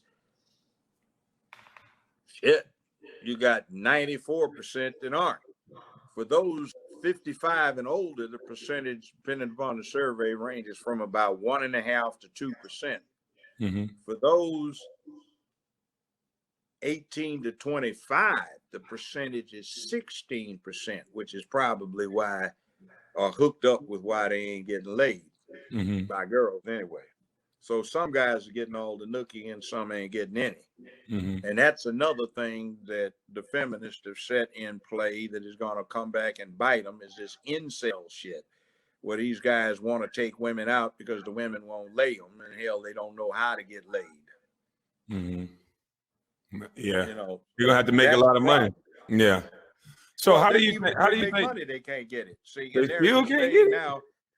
No, they can't get it. And see, there's this thing now going around. What money got to do with it, man? You sit there, judge, bad mouthing my family situation. My woman and I, we got 150,000. I don't make but 30, but she make 120. Well, man, you simping. You ain't pulling down your load, dude. What you doing? You useless. You making 30 grand and your woman making 120. You ain't shit. Well, I'll make her feel good. Fuck that. That's just playing gigolo. So how do you think the media tie in with what you're saying? How like what have you seen in the media that you can make it plain for people to see? Like, okay, let me give it this. I was on the Oscar and the Emmy board because of what I was doing with this show for 15 years. Mm-hmm. I could vote on the Oscar recipients, make motions and all that shit. So I would get all of these emails, and they had a little funny looking stop sign that was kind of yellow with pale green and pink and stuff on it. And I didn't know what it was because it didn't have anything on it. So I clicked on it. It was LGBTQ site, right? Mm-hmm. So they were explaining this stuff. And they were talking about how this thing worked. And they were bragging that between 85 and 90% of all people that worked in Hollywood were LGBTQ, etc. practitioners, not just supporters. And they list them. And the list is surprising. So what happens is when you go to Hollywood, and I know this from experience, with the exception of the cameraman, maybe the sound people, 9 out of every 10 people you deal with are on the dark side. They go that way. And one of the worst jobs I ever had in my life was working in Hollywood for 15 years. I've never seen such a bunch of male and female vicious bitches who backstab, tried to cut throats, didn't have the nerve to confront you straight up, but would try to destroy you, pull off all kinds of dirty tricks. And I had to watch my 6 day in, day out. Mm-hmm. That's what they're doing to me now. Yeah. Now they're hanging on to every word that I say, and I'm pretty sure they're gonna hang on to every word. No, not just hanging on the word, actually doing shit like this. The show gets sued. They intercept service of process, so you don't know about it.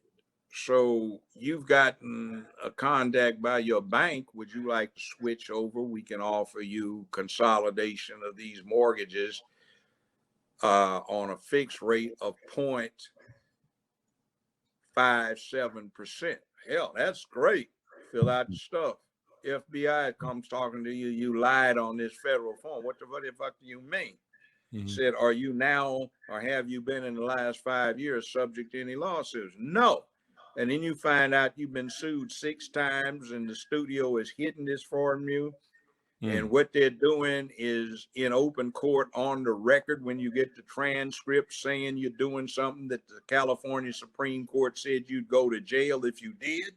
Like, where the hell you get off representing me? I didn't authorize this. See, they do stuff like that. Or you get a call from the attorney general of some state because the studio decided this was cute to affiliate with some legal form company and ask the judge about your case and he'll answer personally. I don't know anything about it, but somebody's purporting to be me. So they're trying to get me for unauthorized practice of law in that state. And plus the advice was wrong anyway. Mm-hmm. So you have to watch stuff like that. Okay. Or here's one. And this goes to this hashtag Me Too nonsense. Is 1998 is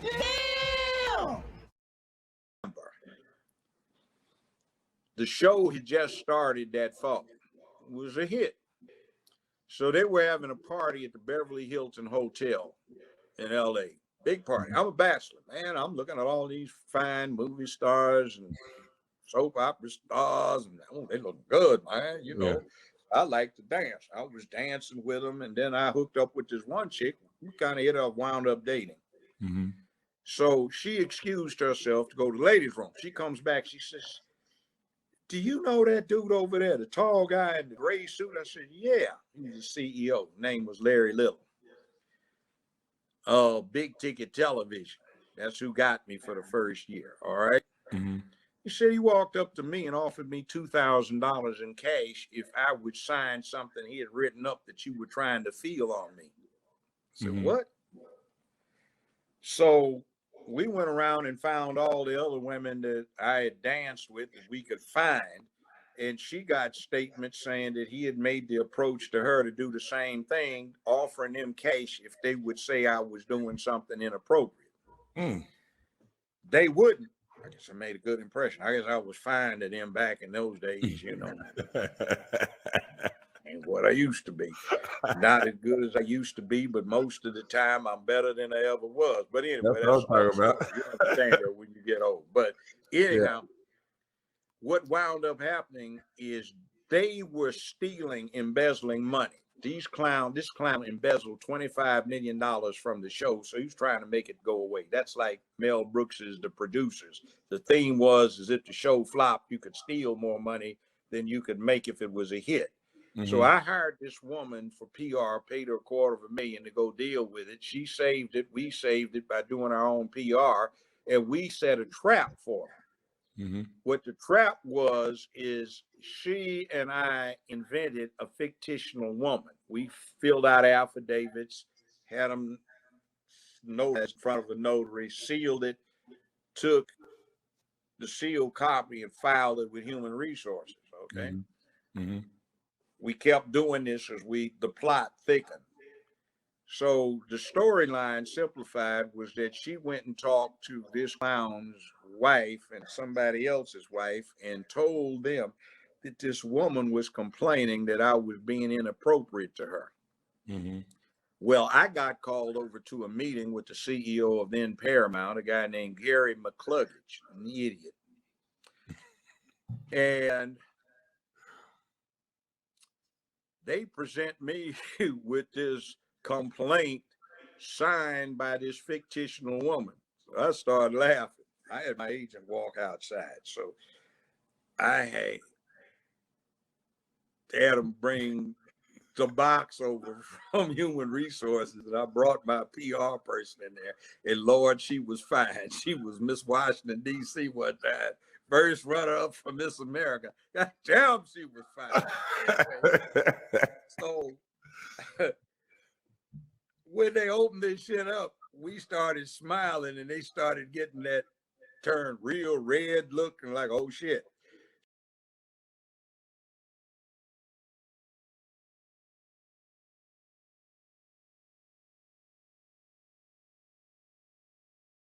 So they weren't there 6 weeks later, but I was for 13 and a half more years. I mean, and it's really crazy stuff that they did. I mean, you have no idea how crazy that shit got. Now you scared me. I grew up in Los Angeles, so I had all these sources. Yeah. So they thought I was ignorant. See, there's one thing about California. It'll open your eyes. Now, in the South, they're used to having slaves and black folk do stuff for them. So they'll acknowledge that you can use your head or you have skills they don't have. California, I never met a white boy in California who would admit there was anything that he couldn't do better than you, even play basketball or football. Doesn't make any difference. So they would continuously try to underrate what they got. So I would just use my sources and I'd keep jacking them up. Like, okay, fuck you, I quit. And then get up on that long conference table at Paramount, try to scuff the hell out of it with some cowboy boots and say, now, motherfuckers, let me take this seat right here. That little cute little girl out there, she's got on a green skirt. You brought her in here, flipped her up, and you all fucked her, and all of you married. But there's some checks I have certified copies of here. Don't ask how I got it. You can think about it. But here, you want to check it? I have copies. And you signed these checks to pay her off. And then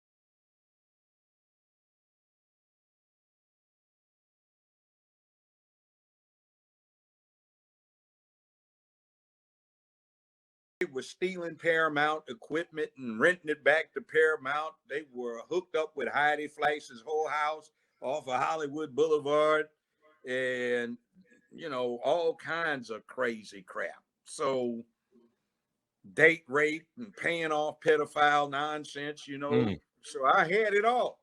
Wow.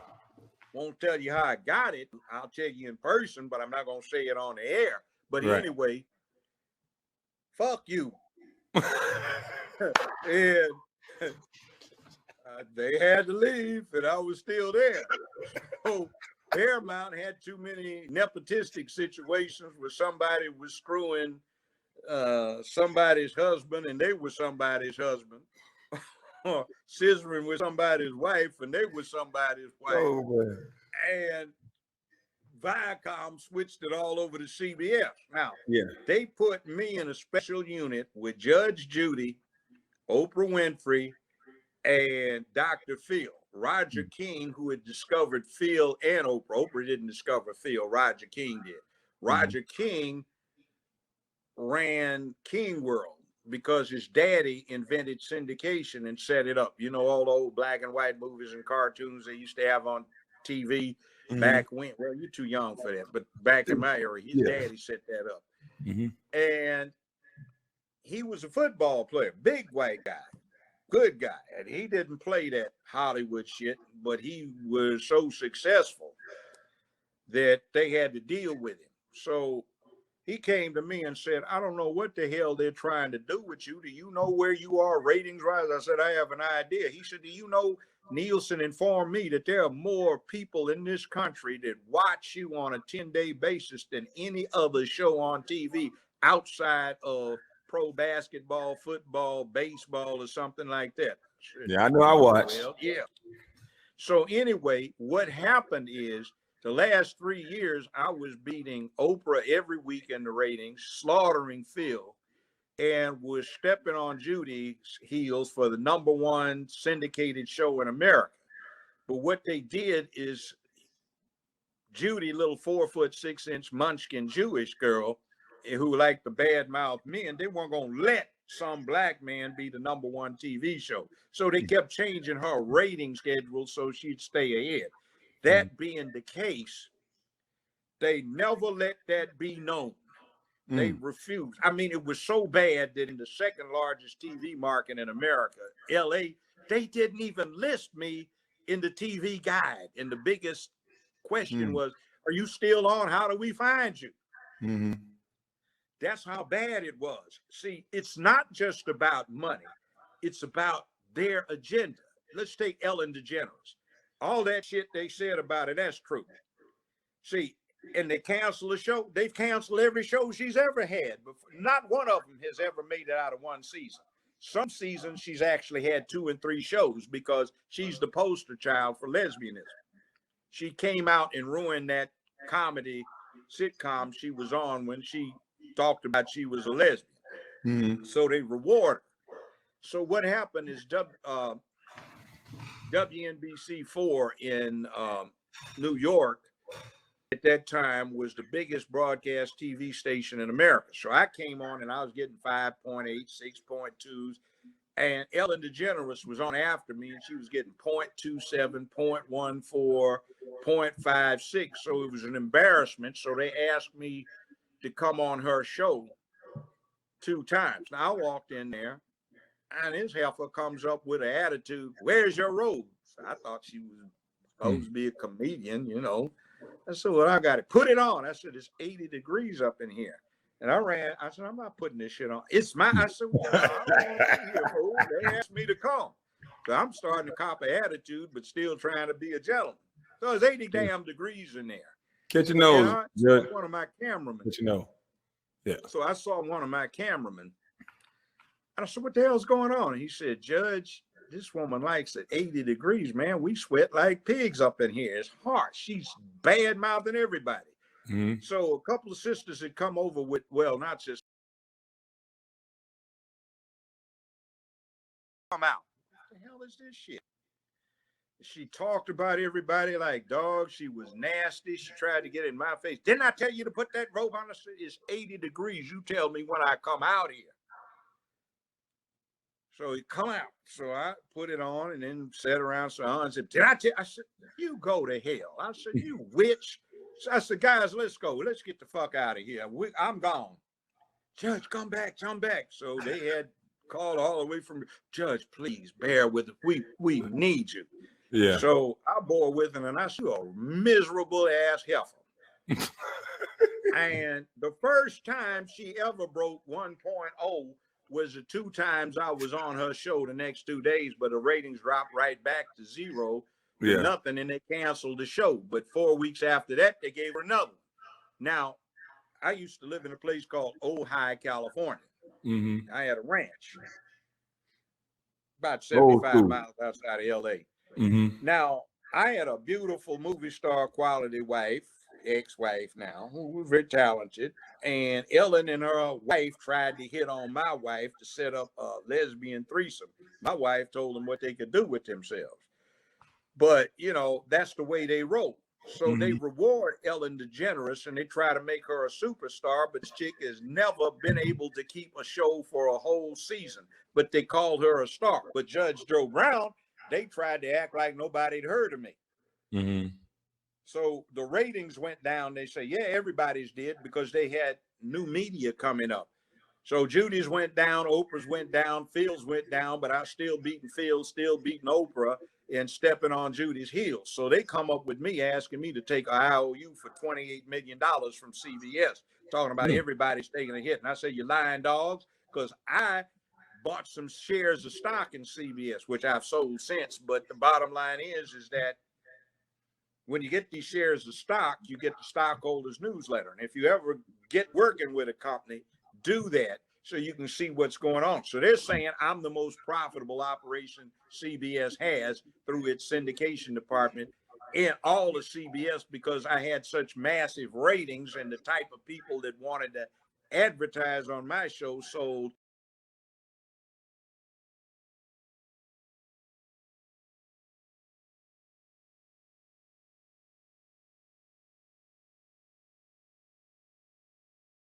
Box, Mercedes, BMWs, and stuff like that, Cadillacs, Lincolns, and so forth. So there was a lot of revenue coming in. Mm-hmm. And I had very little overhead, and the way I did it streamlined the production process. So they're bragging about it, and they said everybody, they designated who everybody was who got a raise. So I'm looking at these fools thinking about everybody got a hit. And they're lying to me. I said, you're a lying dog. I said, this is what you got. They just give you a raise January 17th. This is what you got. Mm-hmm. You know, how'd you know that? I should have found it out. Plus, you're also doing something that FTC, Federal Trade Commission, would have you doing 10 years in jail for insider trading. You've been manipulating this stock. It's like announcing that the dividend is going to drop from 27 cents down to a nickel. So the stock price actually happened drop from $68 a share down to $32 a share. These executives had a plan with CBS so they would loan them the money. They could be paid back within 6 months interest free.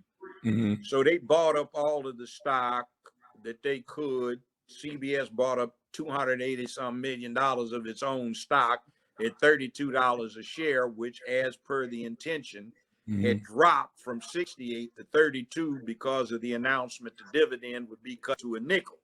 Well, as soon as they bought this huge load of stock, it jumped up to $64 a share, and everybody dumped their shares. So they got the equivalent of all of this stock for free that they converted to cash. So that was a hustle. That could get you 10 years in the federal penitentiary. And one of them even admitted it to me. So I was holding that over him. So I just said, that's 15 years. I'm tired of this shit. You know, I'm retired. I can even collect full Social Security. Fuck you. I'm out of here. I quit. So that's you don't play no games. You don't play no games, do you? No, I mean, they do. They wanted to impress me, and they forgot I went to UCLA law school. Okay. And I grew up in Los Angeles, so they wanted to impress me by introducing me to all of these LA Superior Court judges.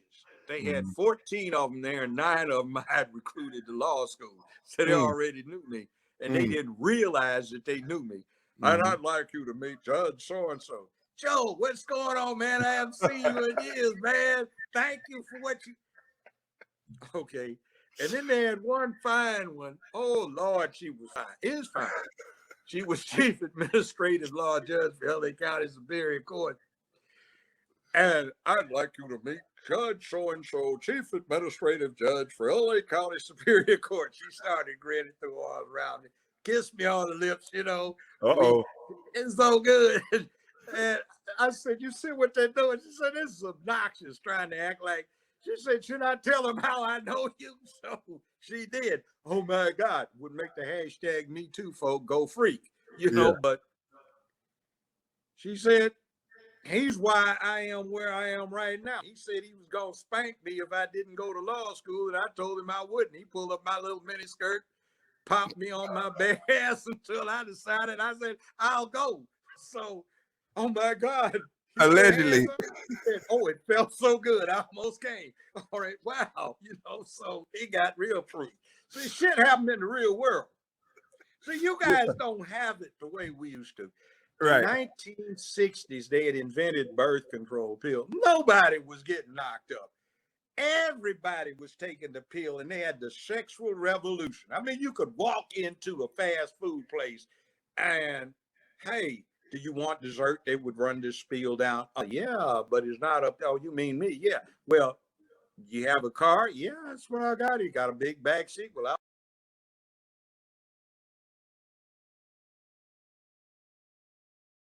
off in 17 minutes for my break. You want to hook me up? So we go out and have sex, come back. You couldn't catch anything because the shot of penicillin wouldn't clear symptoms up within 1 hour, you know, and you cured in a week. So we got a lot of pussy, you know.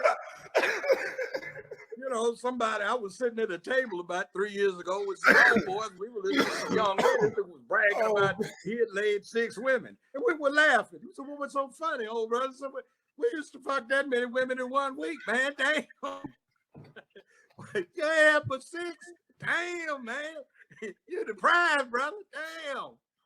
Hey. And Will Chamberlain wrote this book. He said he had 10,000 women plus he had slept with. He wasn't lying. You could do that. Wow. Yes. I mean, everybody I know had hundreds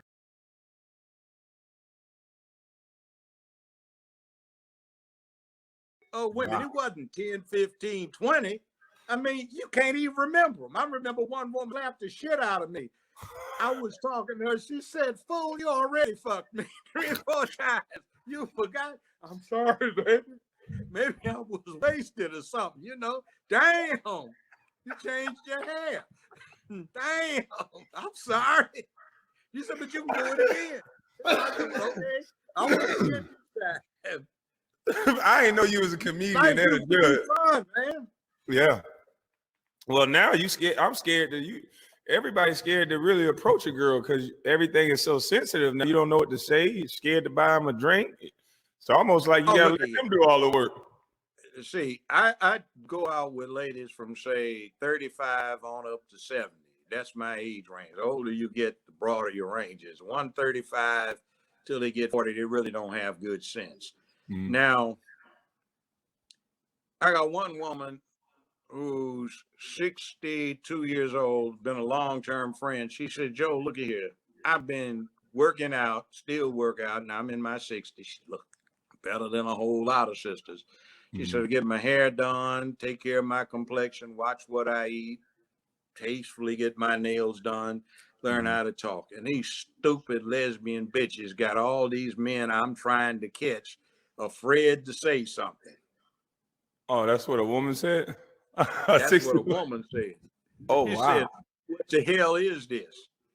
See, just like I don't particularly like Charlemagne and some of these charlatans, and you don't like some of your colleagues that are going the unmanly way.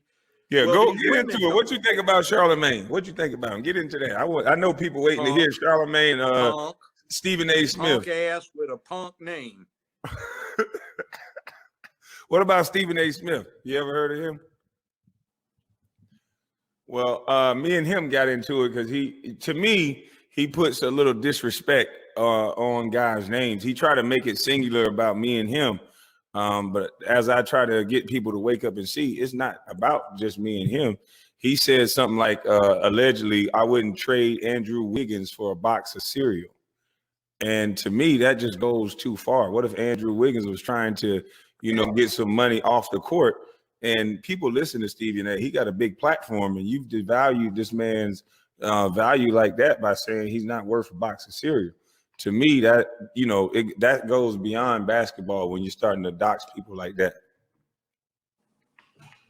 Yeah, that's what they do. When they get a man that's a man, they try to down him. And if you badmouth somebody often enough, you get people adopting what they hear. So you get a negative impression. So what the deal is, take the exemplars who behave like they're supposed to, and you get the people turned against that by telling lies, mistruths, exaggerations, and so forth. And they no longer listen to that individual, but they listen to the idiots. That's what that's about. Derek, I want you to do something too. Your message needs to get out. I want to invite you to my show, which is later today. I know you won't be able to do it today, but next week, and I'll give you the call-in number. Yeah, I'll be there.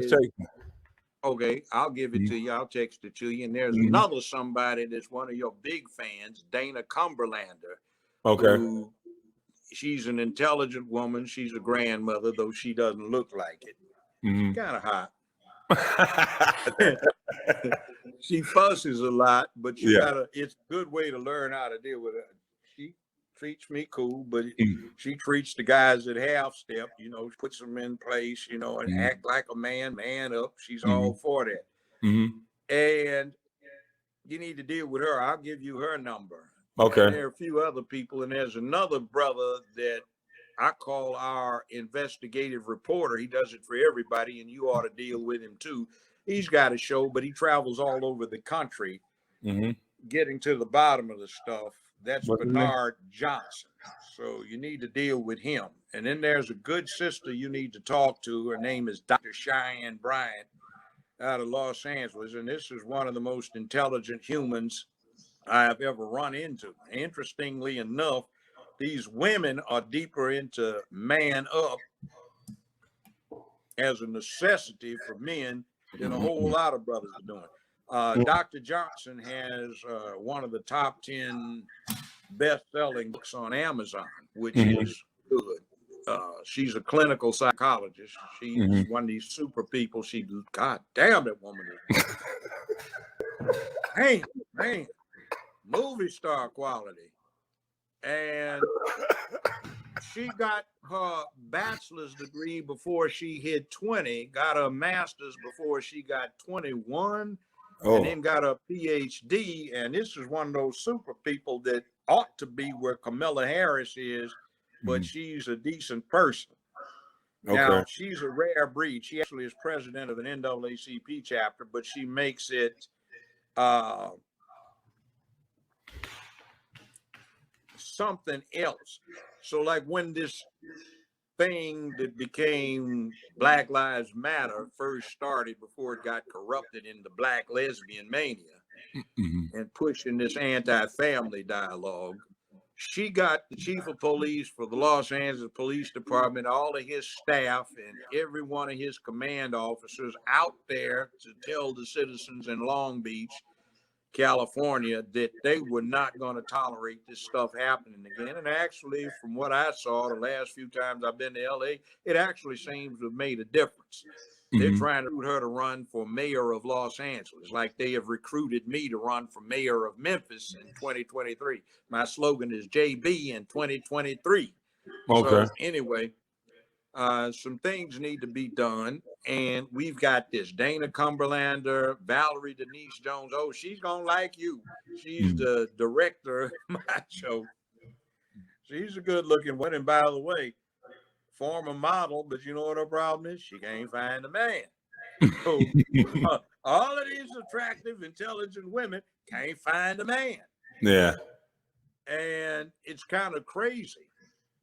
Hell, Even a rich tycoon I ran into one time, white guy, billionaire, said, look here, Judge, would you do me a favor and sit next to my two daughters at this banquet and talk sense to them? Mm-hmm. And I'm talking to one of them. She's got either boyfriend or husband, I forgot which, but she was the plain one. The younger one was working on her PhD. She's a billionaire. She looked like a movie star, man. She's gorgeous. And she was breaking it down. She had a few glasses of wine, and she said, look, Judge, I can't find a man, an eligible bachelor. So what was wrong? So she got him, and my daddy said, I need to ask you. I said, why don't you just break it down? She said, well, let me put it this way. These guys I go out with, they like my girlfriends with dicks, and I ain't a lesbian. God damn it, I want a real man. What the hell's wrong with this? So I broke it down. She said, so in other words, my mama, her friend girls, and my aunts, and all of them, they raised these boys to be like this. Yeah, I said basically what it is. She said, so who the hell gave these fools the idea that we want a girl? If we wanted a girl, we'd be lesbians, damn it. We want a man. Mm-hmm. And my dad is a real man. Nobody fucks with him. By now she's cussing, so he's a real live man, I mean, he does wrong, but God damn it, he's a man. Mm-hmm. But that's what they don't understand. They think men are just this one thing and we got to be perfect, but it's a bunch of different ranges of men. So that's why I'm trying to bring people together. So some people are going to wear ties and some people going to fix tractors and some people going to farm. It's different forms of men, and we should all be respected. So I appreciate you coming on my platform, but I also want to ask, and I'm definitely coming on yours, but I want to ask you, coming from an elder to a young buck, what would your advice be to young males, young men and women coming up, trying to figure this thing out, that's trying to do it the right way and trying to get married? Very briefly. Okay. Where I am to where you are seems like 2 years ago. Mm-hmm. The older you get, the smaller percentage of your life a year is. So when you get 70, 73, 74, 75, every year is just 1/70th of your life. When you're 30, it's 1/30th. When you're 2, 3, 4, it's a big percentage. Mm-hmm. Time passes very quickly. Mm-hmm. And in your own mind's eye, you never get past where you are right now. Mm-hmm. And you got to look at yourself in a mirror to realize how old you have gotten. Mm-hmm. And you have to be able to deal with yourself.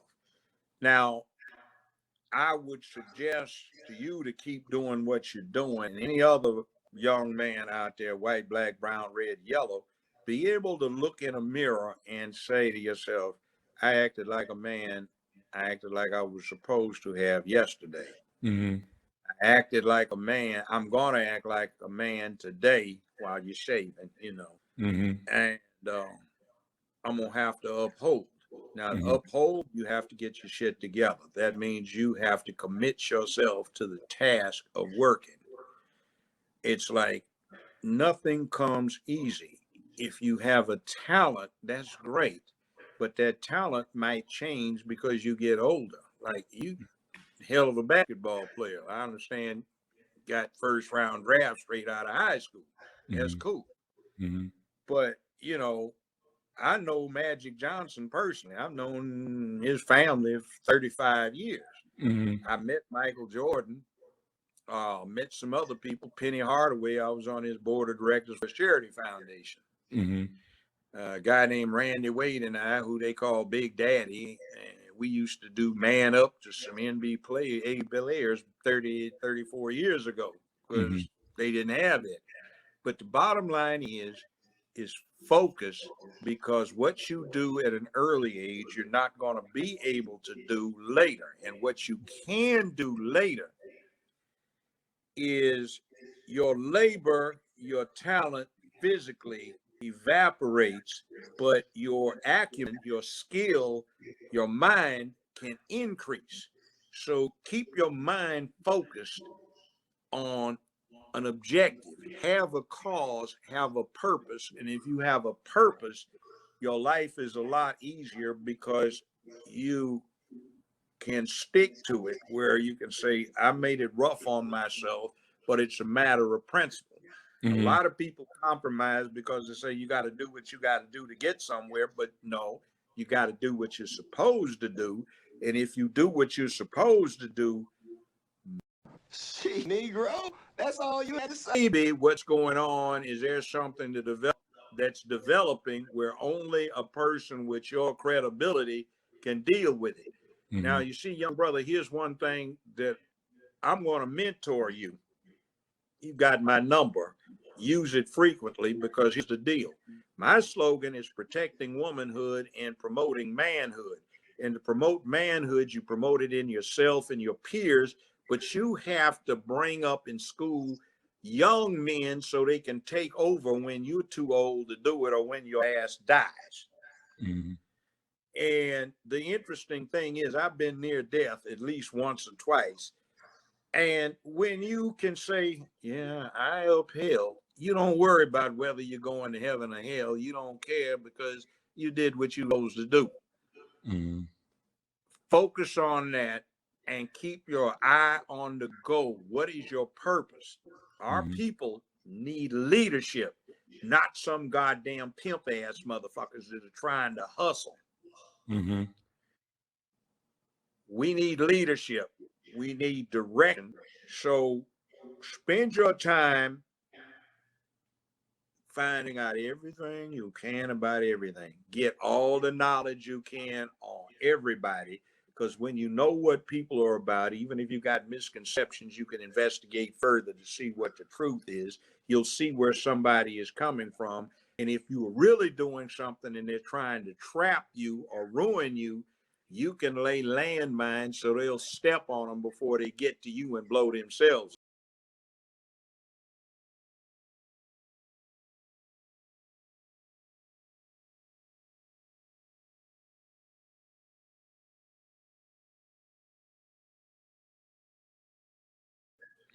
See, you're talking good stuff and you are sincere about what you're doing. It's manhood. That is the most important thing. Remember, people look up to you, and what you can do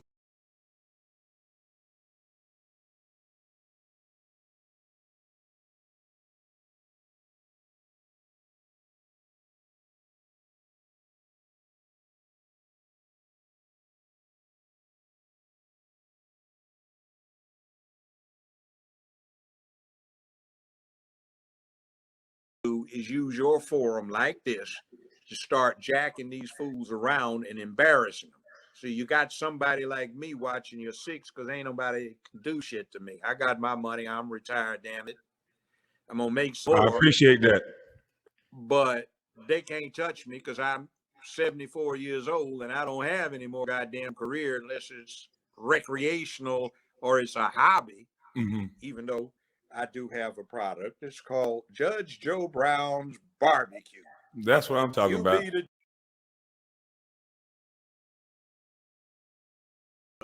I gotta support you. I'm gonna text you. OG, which is good, and hot, which is very good. Yep. Barbecue chicken sausage, near meat stuff will be made into links, and it does great on ribs and tell them how to get it. How can they order it from you? Well, it will be online. It's not up yet, but the website is going to be JJB for Judge Joe Brown, BBQ.com. JJB BBQ. The site isn't running yet. It will be in a couple of weeks. I'm told it'll be sold at Kroger, Anderton's, and Walmart, starting in various parts of the country. And if you want to taste it and you get to LA, there's a gentleman, Chef Damon, who has a business that doesn't even say barbecue on it. It's on 79th and Western down in the hood. And it's called D's D's Original Takeout Grill. They've got the best barbecue in Los Angeles. That shit is dynamite. We got a video clip coming out showing you how to do everything with these products, from making greens and show you how to pick them so you don't do it slow like grandma did, coleslaw, all kinds of stuff, beans, how to set the queue up and how you deal it and how it's supposed to be cooked. Yeah. And we've got some stuff we're trying to patent, some cookers and barbecue stuff, so you can, instead of using a crock pot, you can put this stuff on. You don't boil it, but you actually do it the way it's supposed to do. You can put it on and come back to it hours later, and it's good to go without it being burnt and everything else. And you got some good cute. Yeah. I got an attorney that might can help you with that patent if you need it. I know you got a lot of stuff going on. We got a crew, but more the merrier. Yeah. So, I'm doing some of the engineering on this stuff, so it's good. Now, I'm going to give you Doc Cheyenne Bryan's number, Dana Cumberlander's number, Bernard Johnson's number. These people can help you out. And I'm going to give you the number to call in for us. We tape this stuff on Fridays. It's 4 to 6 your time, but if you're already on at 6, we have a free-for-all hour before they shut us off. You can't call in if you aren't already on the line by then. And we edit it. It goes out on iHeartRadio the following week. So I'll be there on Friday. Then. I said I'll be there on Friday. So we all good. I appreciate next you Friday, coming on. you can come today just to check it out if you want to. Okay, I'll come there. Man. But brother, stay focused. You're doing great stuff. Thank you so much. Women will find you good looking, so watch out for the gold diggers. Yes, sir. You know why they get married so often in Hollywood? Why? Why is that? It's the only safe way to date. Yeah. Wow. You got so many wackos and gold diggers out there that the only way you can protect yourself from #MeToo is to get married. They can't claim you groped them if she's their wife, you know? Jesus Christ, that's crazy. Is that bad? Man.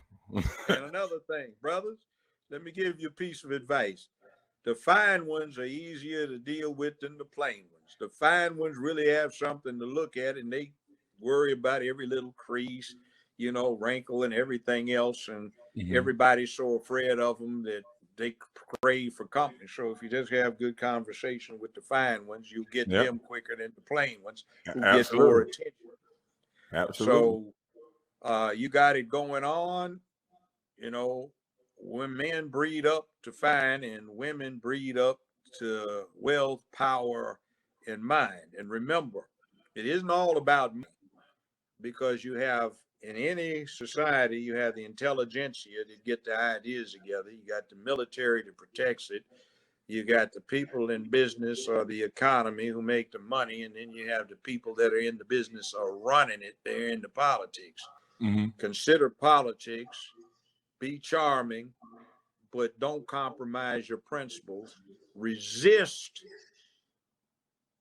paying somebody for anything. And if you get into that, somebody says, what's in it for me? Here's your answer. Good governance. That's all. Because you live here too. I respect it. You got anything else to say to the people? I guess this is Joe on the go, you know. Hey, I salute you. I definitely appreciate you. You can see by the chats, and this has been one of my largest screens, so everybody love it. This has been my plan the whole time, just like it's not about me, just to bring the elders together. So as much as I can come on your show and you can come on mine and you link me with these other people, I'm open just to bring the young people. We got to bring the young people to the elders and people like yourself that's going to do it the right way. And one other person too, you need to talk to her. She's one of these people that did right. She got victimized because the people she was relying on to protect her betrayed her. That's Dr. Carmen Johnson. She doesn't do a show. She's just an intelligent woman. She would be an elder woman that could school you in a lot of things because she does what she does. And she's got an interesting story. So look out for that one. Now, I don't know if I forgot anybody. All right. Maurice Dubkin. You may have encountered him. That's another young man that's trying to put together. He's not in front of the camera. He's not behind it. He just goes and finds anybody you want to find. And as far as the Breakfast Club goes, fuck those punk asses. And I challenge them to a debate on neutral territory, and I will whip all of their behinds, and the punks run. They are afraid of the old man. That's mama's cooking right there. Hey, I thank you so much for coming. I'm gonna go step out for about an hour. I will definitely see you on Friday, and I appreciate you blessing, the young people. I told them I was gonna bring you, so as many times I can come on yours, you can come on mine. Let's do it. Let's bring these young people and let's open their minds to something different. There you go. Think possibility, think outside the loop, and if everybody's doing it, don't do it, because you don't want to be part of the sheep with your nose stuck in another sheep's ass. It's Right. Somebody herding the flock that you're in. Yes, Be sir. original, step out, prepare, get your head together, because the mind is the most important part of you. That's the only thing you will keep after everything starts getting old and decrepit. Keep your mind sharp, keep focused, be able to look in the mirror and say, I have been, I shall be, and I am a man. And you can rest easy, sleep well at night. Your health is better and you'll get more pussy. God damn it. Can't get better than that. We'll end on that. Thank you so much, Judge Joe Brown. Hey, I'll see you on Friday. Yes, sir. All right. Out of here, young brother. Yes, sir.